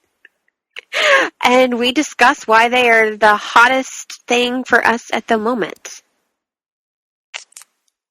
Yeah. That was very good. I think you might have saved the segment just with that. I try. Mm. So you still need to think about Nerd I Can't Eat? Yeah, I do. So, there's this thing going around, and it's starting to drive people probably crazy, where police officers are doing lip sync battles. Ah, yes. Oh, yes. So some of them, they're funny. Some of them are okay. There are some officers that have done some, like, serious ones, which I applaud. And then there are some officers that just make you want to get pulled over and ask what you could do to get out of your ticket. Hot. Hot. What would you do to get out of a ticket, Miranda? Miranda's always gotten out of tickets just because, so I don't know. I'm I feel saying, like- with the hot cop, what would you Oh, offer? I don't know, because technically that would be cheating. That would be wrong. I'm just saying if it wasn't. Oh, hypothetically Mhm. speaking, if I don't know. Mm-hmm. I think it would depend on his hotness level. Well, the hot cop that you have in mind for this segment.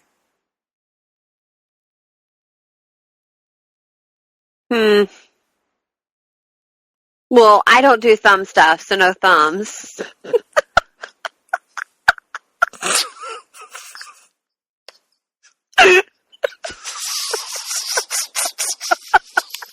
I had to. I'm sorry. It was right there. It was just right there. It was on the table. It was just there for the taking. Jesus Christ, I really don't know. Dumb stuff. Good God. Anyway. So, okay. All right. I wish I'd written down what police department this was. You read all these smutty novels, and you can't tell me that you would just give them a blowy on the side of the road? Probably not. All right. Sorry. It's fine. That, like, makes my gag reflexes automatically go.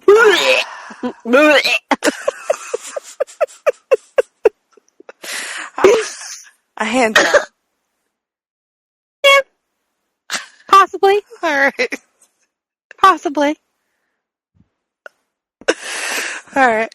I'd be a bad person to be like, what can I do to get out of this ticket, sir? Because he'd say something and I'd be like, oh, I do not do that. Just give me my fucking ticket, bitch. I'd be like, just give me the ticket. You'd be like, for fuck's sake. You'd be like, what kind of animal are you? I can do your laundry. I have a laundry really service. fast. Clearly, you see. I can do your laundry like nobody's business. Got any And then kids? Judy'd be in the passenger seat going, he ain't thinking good things. You might as well just take the ticket. Lord. Oh, honey. If I could go that fast, I wouldn't get pulled over for driving that fast, though. That's true. I don't know. But as soon, like, I saw this, and I don't know, it was like, that is my nerd eye candy. All right. So, Men in Blue, I salute you. But not with your thumb. Not with my thumbs. Well, I mean, I give you thumbs up in maybe another way, but not in anything sexual. You know who's rolling, laughing right now? Nobody. Susan. That's true. Hi, Susan, we love you. I doubt Susan's even listening to us, and she loves the hell out of us. So, I'm just saying, I would not be surprised if she turned us off by now. No, what happened is Susan is listening to us, and James came in the room and was like, what the fuck is wrong with those two? And he turned us off. That's probably it. Oh, that's it. Alright, I still have no fucking clue. Oh my god, you have no nerd eye candies? Let me consult my Instagram.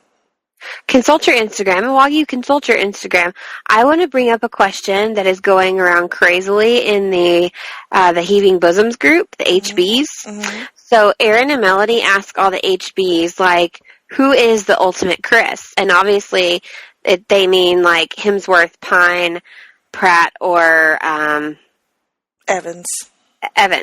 So, like, who is the ultimate Chris, right? Mm-hmm. And this was a really hard decision for me, but then somebody took them and merged them all together, and that was not something I wanted. No. What was your answer? So you could vote, and I voted for Pratt and Hemsworth, because I was breaking the rules. Mm-hmm. Hey, the poll allowed you to vote more than once. So technically, is it breaking a rule if it allowed you to do it? Yeah, I mean, that's not the point of a poll. I don't care. I'm just saying. I'm just saying, too. Chris Pratt is the correct answer. Chris Pratt would be the correct answer. But there are things I would probably make exceptions for and do to Chris Hemsworth. With your thumbs? Maybe. Fuck. Maybe. Half a thumb, then. Possibly. I don't know. And then the argument goes to say Chris Hemsworth with long hair or short hair.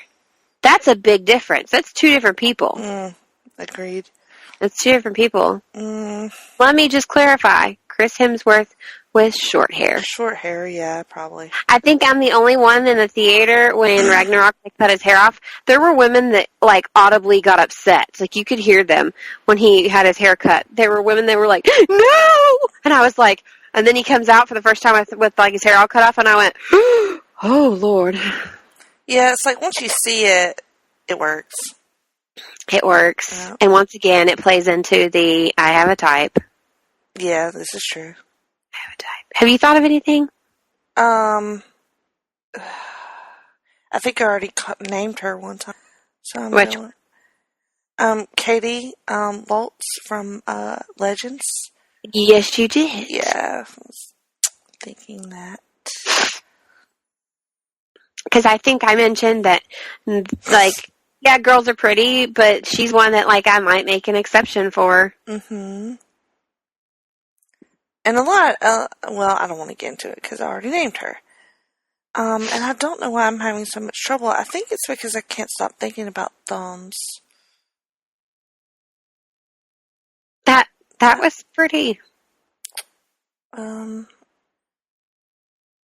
Okay, well, I don't think I've named him before. Have I named Paul Rudd? I don't believe you have, but that is an excellent choice. Well, I saw Ant-Man and the Wasp this past weekend, and I loved it. I'm going this weekend. And I think you'll love it too. But Paul Rudd is like quite possibly one of the most adorable people that has ever walked this earth. somehow does not age. And No, like, I seriously need to know where we can buy the stuff that all these actors and actresses are drinking or smothering on their, or like slathering on their faces, not smothering, slathering on their faces, because I want to look that good as I age. he's just so charming and funny, and he's awesome. Like, I just love him so much. I can't, and I'm embarrassed that it took me so long to come up with his name, considering I just saw the movie. But I felt like I had said him before. Anyway, Paul Rudd. I truly don't think that you have, but if you have, I'll allow it. All right. And go see Ant-Man and the Wasp. It's really good. And if you've never watched Wet Hot American Summer, because he's also in that, I Yes. highly recommend watching him in that. Or I Love You, Man. Or fucking any of his fucking movies. He's good in everything. Let's do the plugs and get the fuck out. Do the plugs and get the fuck out. So, reminder, I don't know, it's not a reminder because I don't think I told anybody this. Ginny has been on Sunday Groove before. It's a current episode just listed. I am a guest on Sunday Groove where we actually kind of talk 90s music, but we talk about Geek and Sassy for a good chunk there, and we actually talk about Nerd Eye Candy. So check that out. Sweet. And thank you to everyone who has been kind of corresponding with us via Facebook. Ginny and I even had a conversation about this, like, completely blown away with the interaction that you guys are giving us, even since we've been kind of on hiatus. And I'm pretty sure it's not the first time Ginny and I have said, we're back from our hiatus. Right. We're going to probably say that a few more times in our list, so be prepared. But huge interaction with you guys. It's phenomenal. We love now it. I got to find a way to, like, intermingle some of these interactions into the show here. Mm-hmm. But I truly do appreciate that, because as podcasters, you hope there are people out there listening, and you hope there are people out there engaging, and sometimes it doesn't happen. Of course, Jenny and I have said it before, we'll continue to record just because we like doing this, even if we had one listener. But I don't know, that was kind of very heartwarming to see all the interaction kind of pouring in, just from various different, like, what would your name be if you did this? Or what's the show you've seen every episode of? Thank you for interacting with us on Facebook. It's been a lot of fun. We're very thrilled about that. We are. Maybe we'll post something like, what would your meta or superpower be? What would your power be? What would you do for a cop who pulled you over?